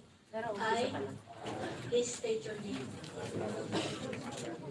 Do solemnly swear to tell the truth, the whole truth, and nothing but the truth. So help me God. Thank you. Thank you, Mr. Chair. I am emphasizing 7.6, Mr. Chair, dahil nandito lahat yung problema natin. Sa tatlong magkasunod na blackout, nasa 7.6 po yung problema. Dahil at the end of the day, I will not point my finger to anyone at fault. Sinasabi natin, Mr. Chair, na may penalty po yung may turok ng ERC. But I'm telling this body, Mr. Chair, ERC is not in the business of just collecting penalties. We are in the business of securing, we are, ERC's mandate, no, is to ensure, including during, is to ensure na wala po ganitong mangyayari. Kahit ulit-ulit po nating put in jail yung nakapatay ng tao, hindi na po nabubuhay yung kanyang pinatay. That's the point I am raising. Kaya, at the end of the day, bottom line, I am recommending some amendment of the Grade Code. Pro, dagdagan na natin. Kasi may mga provision tayo na hindi sinunod, hindi in-execute, at mayroon tayong dapat idagdag na provision. Kanina, Mr. Chair, no? Alam ko na magdininay yung mga parties na involved. I am not here to argue anyone. Ang sinasabi ko lang, nakabase ako sa aking konklusyon, may mali po dito ang system operator. Kung titingnan nyo, Propualing and Convertes, Kung titingnan niyo yung mga provision ng 7.6 ng kabuuan, dapat kasi magkaiba yung transmission service provider at saka system operator. Can you confirm that from Wally, Mr. Chair?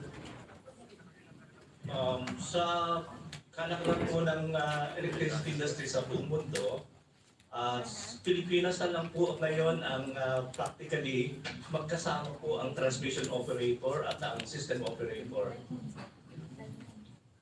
Iyon po ang punto ko. The grid code was drafted, kaya kung babasahin mo, the transmission operator will inform the system operator. Naka-frame po yan na magkaiba. But in our case, kayo-kayo lang eh. Kaya hindi nyo, pwede nyo hindi ipakita yung actual na data. Pwede ninyong, I'm not saying na ginawa nyo to.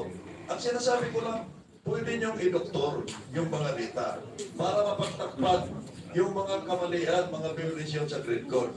That's one point for the record, Mr. Chair. I'm recommending the review, not only of our grid code, but yung franchise natin or yung ipila natin, talagang ihiwalay sila para walang takipan dito. Dapat magkahiwalay yung grid transmission system operator at saka system transmission service provider at saka yung ISO dapat magkahiwalay. At titingnan natin kung kakayanin ni Transco. Now, ibalik ko muna yung tanong ko sa sa ERC. Sinasabi ni ERC, magkakaroon tayo ng technical audit. My question is, mayroon bang kakayahan technically ang ERC? Natitingnan lahat yung transmission system, yung grid natin, at kanilang mapagtanto kung may mali, kung compliant sa grid code o wala. May tao ba ngayon na share muna ang ERC technical people na kayang tingnan yung mga protection natin na nakasaan sa grid code na very specific? ERC? Yes, Mr. Chair. Yung huling technical audit po na ginawa ng ERC was in 2020. So, kaya naman po, pero through consultants, Mr. Chair. So, nag-engage ng consultant to do it. Internally, we don't have enough manpower. Yun na, Mr. Chair, ang punto ko. Kasi magsasayang tayo ng oras kung ang line of questioning ko, paaminin ko talaga. Hindi talaga aamin eh. So, kaya didiretso na lang ako, whether, sa my conclusion, whether you admit or not, mayroong pagkukulang dito sa system operation. Kaya ikaw ang gusto kong Pero bago ko ibigay yung mga recommendation ko, kasi babalik ako airport eh. Wala akong namit na dala. So, ano ba talaga ang nangyari? Bakit hindi nagkaroon ng DLD? Nung bumagsak yung isang planta, supposed to be section 7.6, magkaroon ng automatic. May problema ba kayo sa protection setting ninyo? Yes, ang hindi nag-trigger. Yes, Mr. Chair. What happened was we have actually UFR or the ALD protection. We have readings, special, and we even have 6 along Negros Mine submarine cable. What happened was after the tripping of the multiple plants, it was followed by... Mr. Chair, sorry no, I would like to cut you short. Ang pinag-usapan natin dito, yung first tripping po, hindi yung multiple. Kasi kung pag-usapan naman yung multiple, kung ibigay lang din sir yung oras, kahit 4 na oras pa tayo dito, mas marami kayong violation doon. So, dito lang sa first tripping, ako lineman ako. Ito yung poste. 7 kaming lineman. 7. Ngayon, ang bigat ng poste ay kinakaya namin 7. Natapilok yung isang lineman. Di ba sa kami lahat kasi hindi na namin kaya. That's the cascading. Yan ang... So, ang tinatanong ko dito, anong reaction ng system after bumagsak yung isang planta? Kasi supposed to be 7.6, may reaction yung ating normally magkakaroon yan ng automatic load dropping. Bakit walang ELD? Yes, Mr. Chair.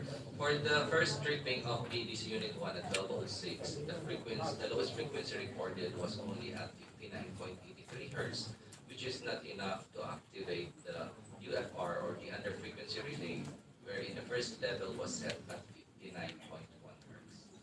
Can you set the specific setting nung protection relay? What is the specific setting of that? And saan siya located? Do you have with you the single line diagram of the Panay transmission system? Then, point to this honorable server, saan nyo nilagay? In what portion? Ilang district ba yung Panay grid? Ilang district? Saan doon sa mga district yun nakalagay yung iskina ninyo?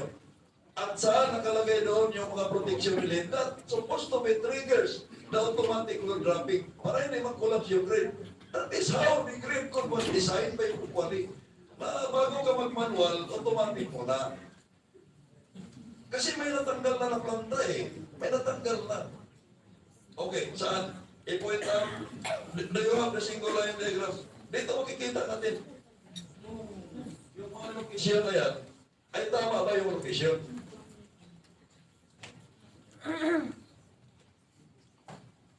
NGCP? Hindi nyo may class, yung single line diagram, wala kayong ano, para makita talaga natin saan ninyo nilagay yung mga protection na yun. Baka nasa area ng Aklan yung problema, yung protection mo, nandito lang sa Bacolod, di magre-react yun. So saan? Single line diagram nung transmission. Yes, Your Honor, unfortunately, we don't have the presentation material. What we provided was just a map of the entire Visayas. But if you want, Mr. Chair, we can provide the list of those feeders with the under frequency relays and all the levels and the settings already in place prior to that 12. Okay, ganito na lang. Saan feeder ilong yung planta na bumagsak noong alas 12 ng January ito? Saan feeder? At ano ang voltahe ng transmission line na yan? Dapat memorize mo yun. Ikaw yung doon eh. Yeah, for the PEDC Unit 1, Mr. Chair, is connected to the Iloilo substation facing the B. Ilang kilometro yung Iloilo substation to the power plant? It's within their premises, Mr. Chair. Within their premises. Yung protection relay na tinutukoy natin pinag-usapan, diyan din nakalagay. Mr. Chair, if we're talking about the under-frequency relays, we don't include the feeders with power plants connected. We only include the feeders. Saan nyo nilagay yung I'm not saying na under-frequency relay lang ha? Kasi medyo kung matandaan ko yung pinag-usapan yung grid code noon, ay hindi lang yan. Kasi mayroon tayong regulating reserve. Am I correct? Yes, Mr. Chair. Okay. So, ang trabaho ni regulating reserve, pag may bumagsak na planta, bababa yung frequency, sasaluhin ni regulating reserve. Eh, hindi talaga trigger yun. Dahil babalik yung frequency, more or less normal. Eh, alam naman natin, ano yung plus-minus factor niya? Plus, minus, frequency natin. Frequency is plus minus 0.3 Hz. Okay. Plus 3 minus 3. Ay, hindi talaga magte-trigger yun dahil sinasalo ka agad ni regulating reserve. Saan yung planta na inyong kinontrata as regulating reserve? Saan siya banda? In Negros and in Leyte. Negros and Leyte. Nung bumagsak yung isang planta, nakapasok pa yung regulating mo? Yes, there's a response for the refrigeration. So, ito na tayo. Hindi ko na kayo paaminin. Kaya sinabi niyo normal. Kaya sinabi niyo normal. Dahil ang protection ninyo ay nakabase lang sa frequency. Isa lang yan sa mga faktor eh. Probably correct me if I'm wrong kasi alam ni probably na PA ako, engineer lang. No?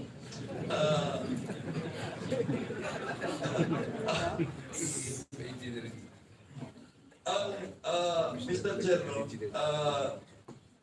babalikan ko yung punto na yan. Babalikan ko kasi napaka-importante yung punto na yan kasi we are finding solution.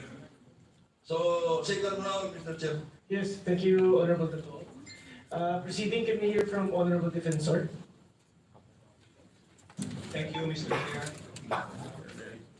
Mr. Chair, I have with me the presentation of NGCP, one of the slides, and it reads, Proximate cause, multiple unplanned outages of power plants. No transmission issue. DOE, Transco, do you agree? Yes or no lang? As reported po ng mga GenCos, no. Transco, do you agree that there is no transmission issue? Yes or no lang? If I may qualify, Your Honor, kasi transmission also would include voltage. And therefore, there is also a problem with the voltage which is connected. But do you agree? Proximate cause, multiple unplanned outages of power plants, no transmission issue. Do you agree? No, sir. Thank you. That's a good starting point for the committee, Mr. Chair, in our committee report. And for NGCP, on January 2 at 12:06, there was no significant incident notice issued. And no reports to DOE, which usually receives reports every 30 minutes, every day. Can NGCP tell us why there was no significant incident notice and no reports from 10:30 a.m. to 3 p.m. in the afternoon on January 2 at 12:06? NGCP?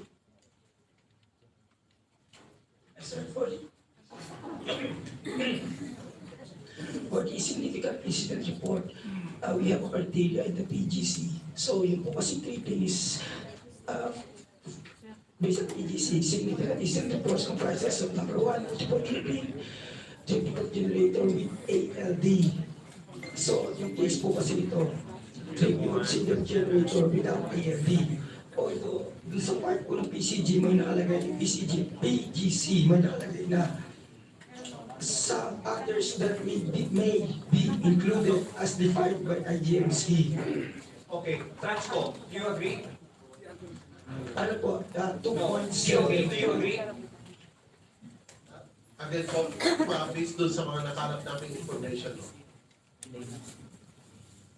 DOE and Transco disagrees.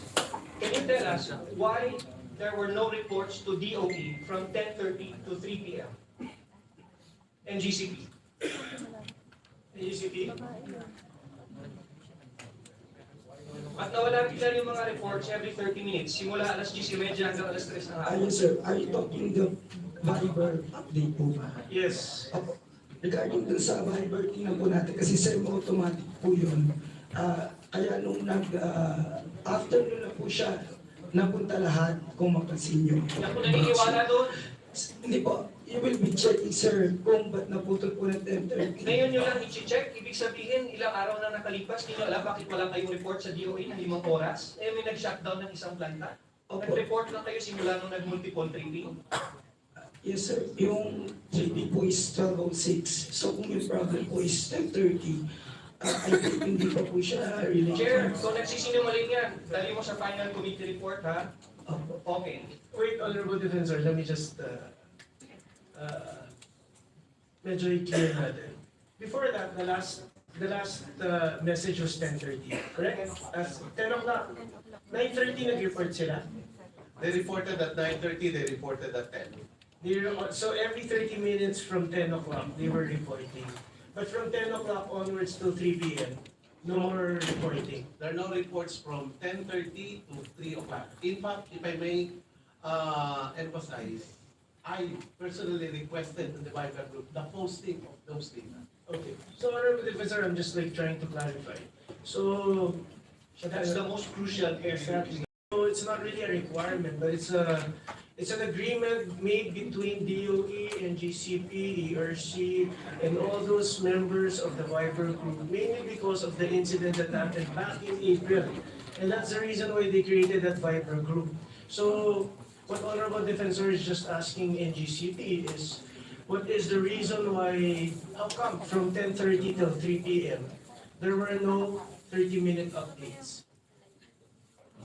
For the Bible group po, actually hindi po masabi ngayon ng reason kung wala.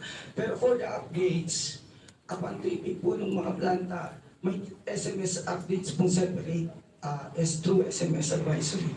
Every time na mag-trip na planta, nagpapadala pa po kami na separate. Required po kasi yun. Mr.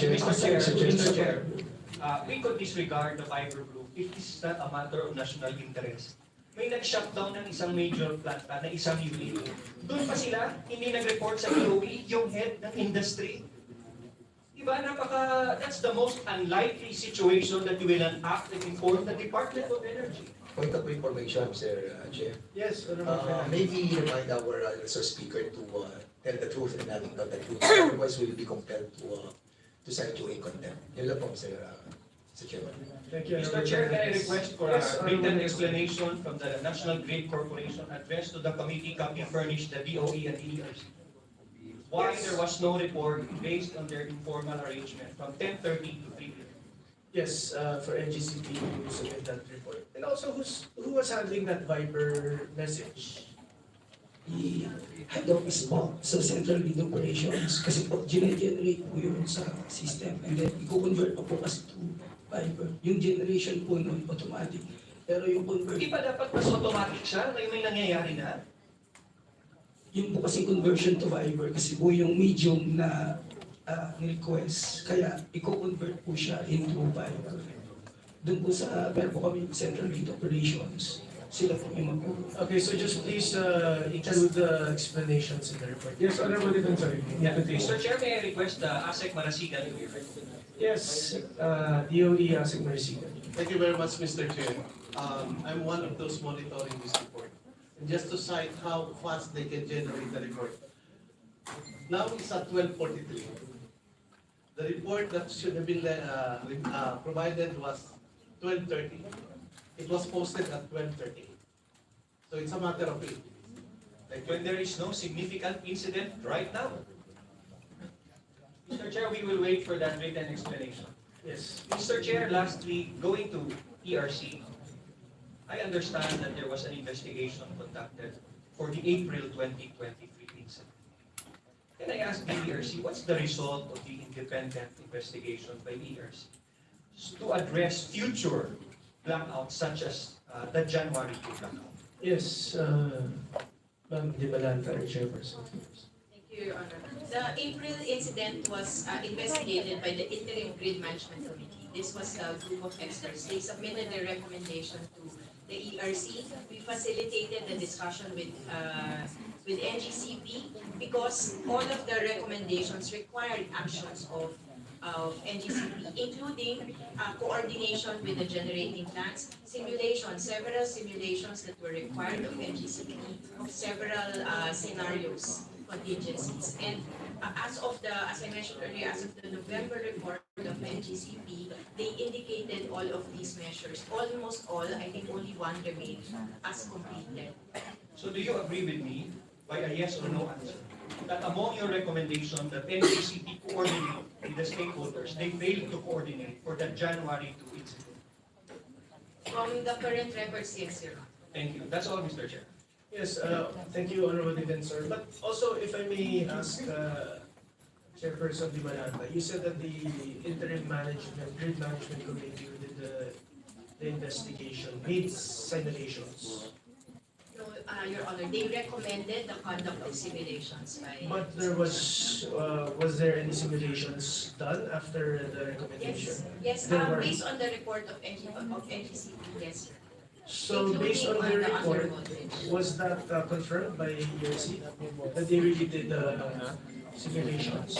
We are, because in the November, it was a short report that they submitted in November. We ordered them to submit the detailed reports, and they have not submitted the detailed reports.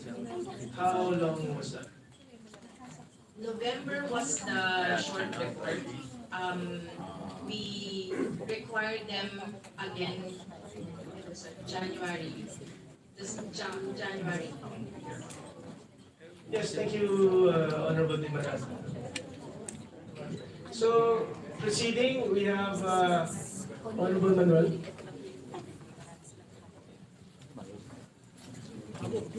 Thank you, Mr. Chair. Mr. Chair, nais ko pong balikan ang pinanggit kanina ng resource person natin from Ileco 3 na if I can recall correctly, alam niyo po ay static compensator. Static bar compensator po. Yes, can the resource person explain ano po ang purpose nun para din mas ma-enlighten ang committee at ating mga kababayan? Yes, Attorney Balsolo. Actually, Mr. Chair, Honorable Manuel, the static bar compensator is among the instruments mentioned in the grid code to control the voltage and to achieve and manage their active power to ensure integrity and security in the grid. But to make explanation simple, this is actually a regulating a smart device instrument that must be introduced in order to ensure that in case of voltage variation brought about by any incident in the grid, the content generators will not automatically trip and the grid, the grid will be maintained. Okay, Mr. Chair, na-mention din kanina na plano pa ng NGCP ay ma-set up ito by 2025. Can I confirm? Yes, correct. This is based on our conversation with the agency people on the ground. That's why, to add Honorable Manuel, we asked them, why wait for 25? Given that the situation right now is emergency and power security is a matter of national security, there must be a sense of this smart instrumentation must be introduced in the grid soonest. Can we ask NGCP? How come it will be the date for the static bar will be put in place by 2025? Yes, sir, the target is 2025 second quarter. Why? The question is why? Is there any other instrument that acts as a status bar, which does the same thing that is already in place? And how come it will take 2 more years before it can get installed? Yes, NGCP. Good afternoon, Mr. Chair. Yes. This static or StatCom is part of our voltage improvement project 2. It's a project package consisting of several other reactive compensation equipment, and this is among the projects that we filed for approval. And the second quarter 2025 completion is considered the complete process. We are in the procurement phase, so the realistic completion of this StatCom would be second quarter of 2025. Mr. Chair, I'm curious kung meron ba kahit anumang pamamaraan na mapapabilis yan, lalo na kung binabanggit ng ating mga distribution utilities na napakatagal pa bago or kuantay natin yung nabanggit na timeline ng NGCP. NGCP?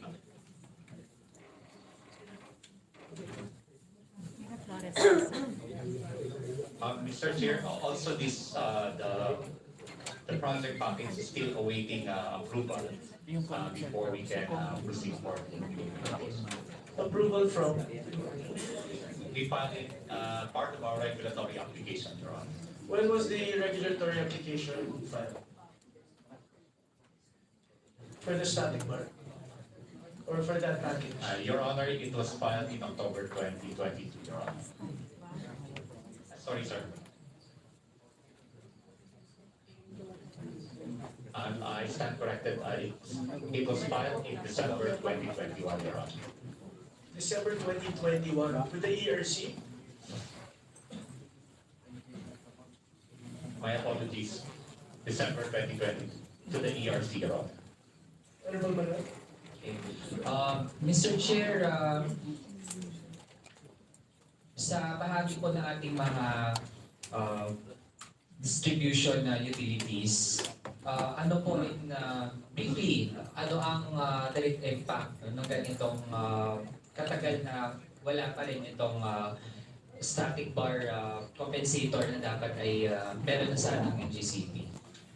Honorable Manuel, Honorable Chair, like what we have said last April incident during our technical meeting with NGCP, without this necessary equipment in the grid, which is actually required under the grid code, it would again be a matter before a massive blackout would again happen in Panay grid, Mr. Chair. Okay. Another question, Mr. Chair, dahil na-mention din kanina na may iba pang mga bahagi ng grid code na hindi naman talaga nasusunod ng NGCP. So, can the resource person give a few more examples kung ano yung mga nabanggit ko? Yung isa po na na-mention ko kanina, with respect sa ancillary services, na-comply ba ito ng NGCP based naman sa grid code ko?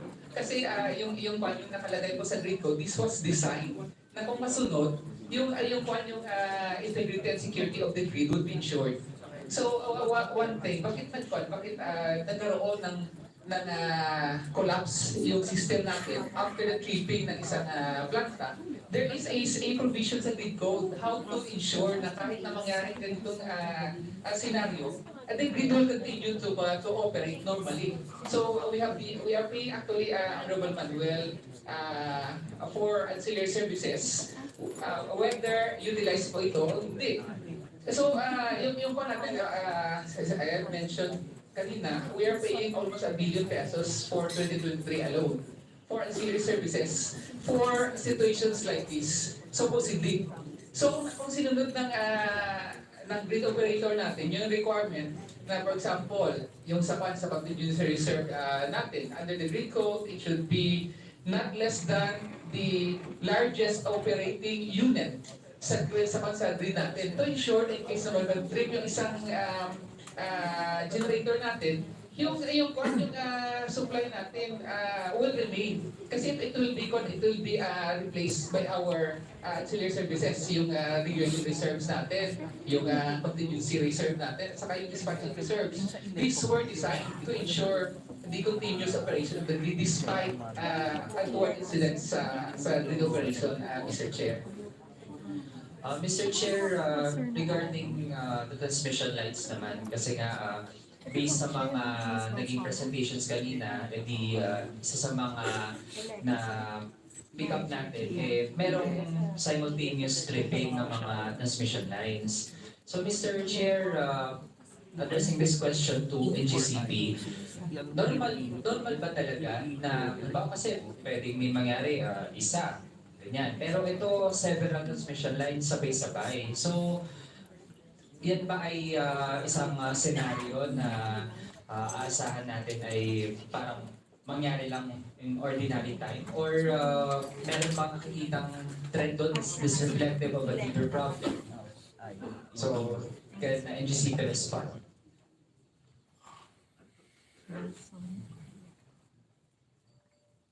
Yes, for this one, there's a possibility if we don't have corrective improvements, and may I say, Mr. Chair, that these improvements are not limited only to transmission.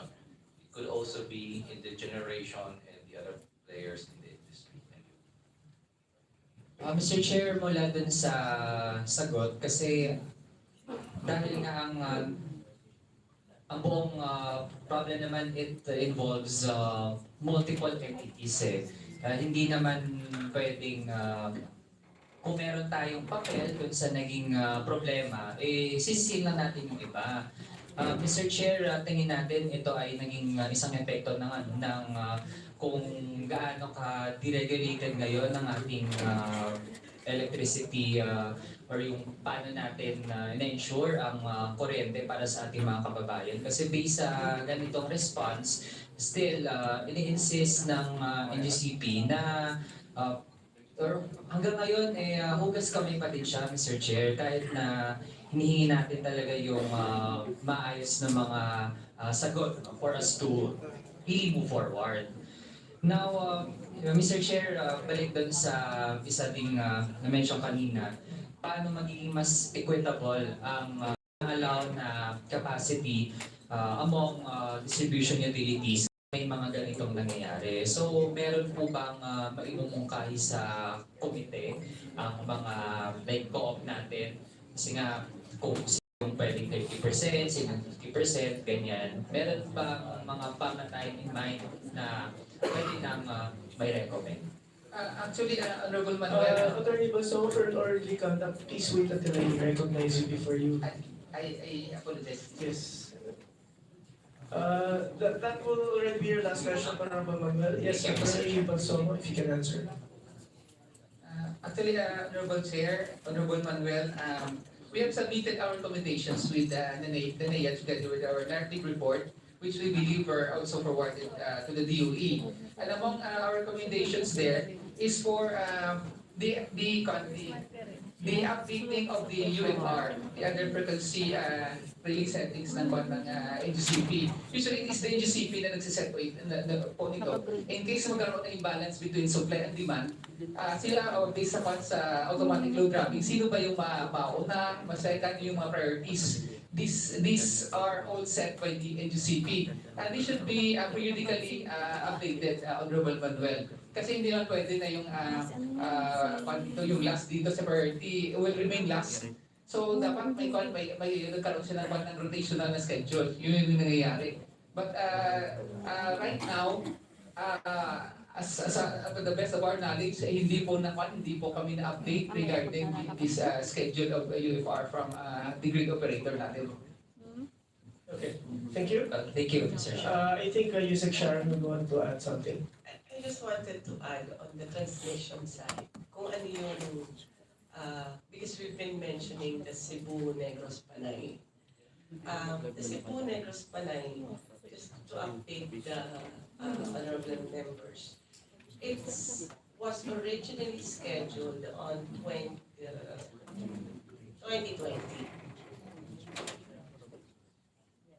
And now it has been moved 10 times. Itong estimated time of completion, 10 times na. And when the April 2023 blackout happened,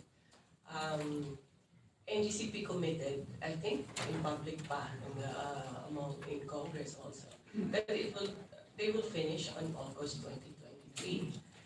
Tapos, nangyari ito. The next commitment, the 10th commitment is yes, March 2024.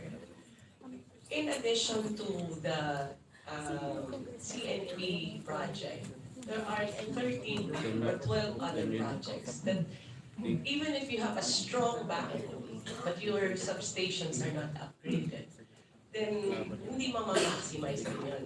And I can give the committee a list of all these Western Visayas projects na iba dyan, 5 times na na-delay, 4 times, iba pa for the future pa. But there are basic 12 or 13 projects that I think siguro yan one solution just to make sure that it doesn't happen again is to fast track this and review the TDP and the scheduling, Mr. Chair. Thank you. I-add ko lang, Mr. Chair, I'm sorry, that the reason usually is right away and permit, but I've been meeting with NGCP and all the agencies concerned. By December na last year, our last meeting with the transmission committee, there is no permitting the right-of-way issues anymore. It's a matter of NGCP completing the construction now. Okay. Thank you, Yusek Sharon. The committee will be waiting for the list of transmission projects that have been delayed and have not been completed yet. Continuing, we have Honorable Goriseta. Chair, thank you, Mr. Chair. I would like to ask, this question is for NGCP. If you still stand with your commitment and as promised that the Cebu Negros Panay Phase 3 backbone matatapos by March. Kasi even the governor, kami lahat, no, in our interviews, sinasabi is 3 months from now. So 3 months is approximately fast approaching as what Yusek Sharon mentioned earlier. So, do you still stand with your earlier pronouncement na matatapos by end of March? Yes, NGCP. Yes, Mr. Chair, we stand to that commitment. Thank you for that. Also, my next question is for the SO. Yung sa SO, ilan pa kayo nagmaman sa Visayas na SO room? Ikaw lang ang importante. Mr. Chair, for the dispatchers, there are 3 in the control room. One is for the transmission, one is for generation, and the other one is the grid dispatch manager. Okay, thank you.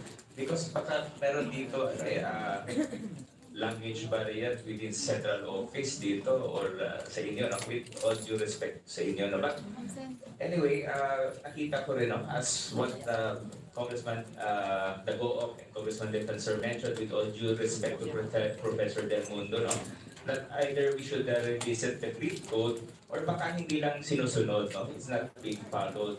And also I've noticed yung NGCP, parang hindi recognize yung DOE, no, as their regulating body, no. In some way, and even ERC na hindi kayo nag-communicate, you don't work hand in hand, no. Parang walang parang may ganun may missing lag, malaking lag within you and sila, no.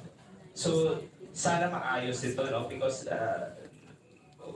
we cannot continue doing this pag walang answerable, no? So, siguro yun lang, Mr. Chair. And lastly, yung sa sinabi ni GM Attorney Balsomo, siguro masama na natin yan, we are paying yung ancillary services, malaki yung bayad natin for the Cebu Negros Panay Phase 3, plus yung recommendation, no? So, siguro baka pwede natin yan kukunin, kasi until lang hindi pa na-deliver yung mga sinasabi nito ng mga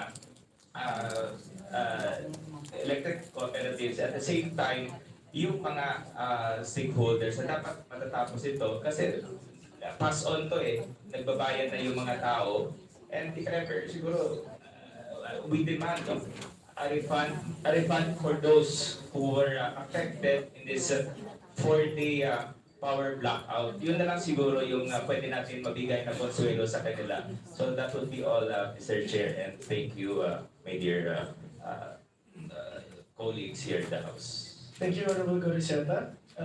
Continuing, we recognize Honorable Castro.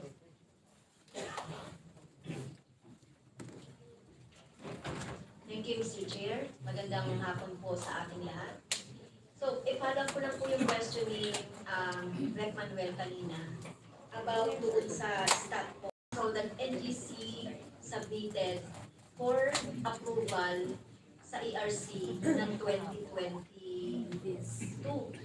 So, ano po ba yung time frame para ma-approve ito ng ERC? Kasi ayon sa DU, importante po ito, no, to prevent future na blackouts or whatever.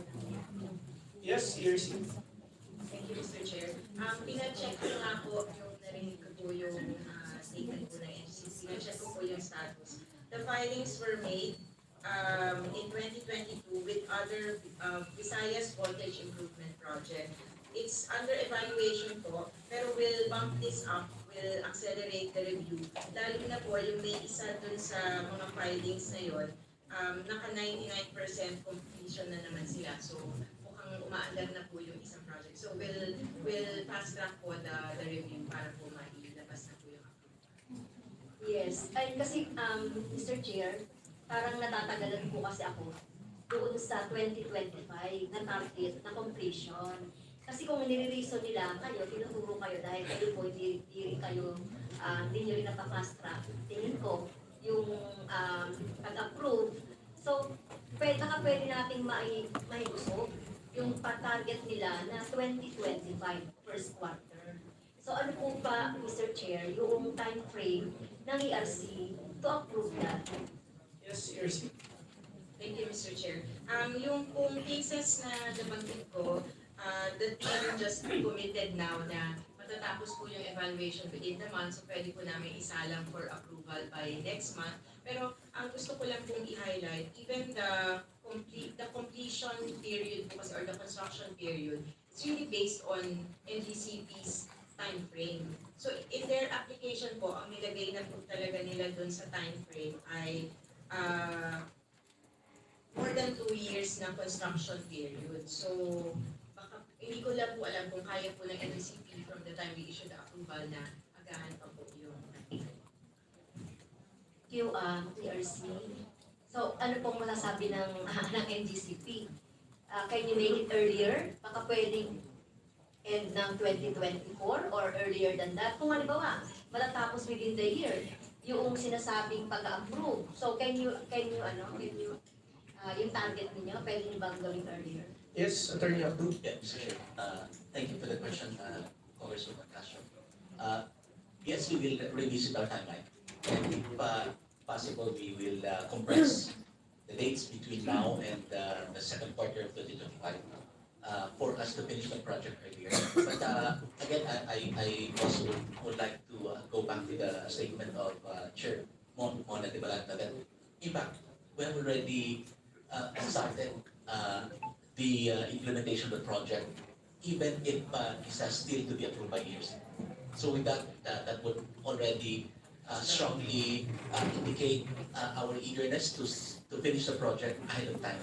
So as to the request, whether we can finish the project earlier than the original target, that we will release the timeline with the progress of activities in order to finish the project. We are willing to sit down with the cooperatives on this matter. Yes. Yes, Honorable Castro.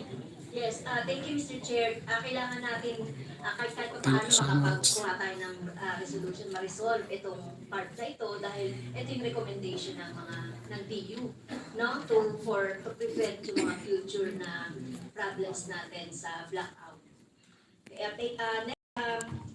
Kasi po dito sa Luzon, particular sa Metro Manila, Mr. Chair, pag nagkakaroon ng generation deficiency, nagkakaroon ng ALD at saka yung MLD para masalba yung grid at hindi mag-total blackout. Pero bakit po kaya sa Iloilo at Panay hindi ito nagawa ng ng NGCP? Kasi kung nagagawa dito sa Metro Manila, hindi po total. Kapag manual po, di ba, nagkakaroon ng rotational brownout. Pag automatic, ito, system system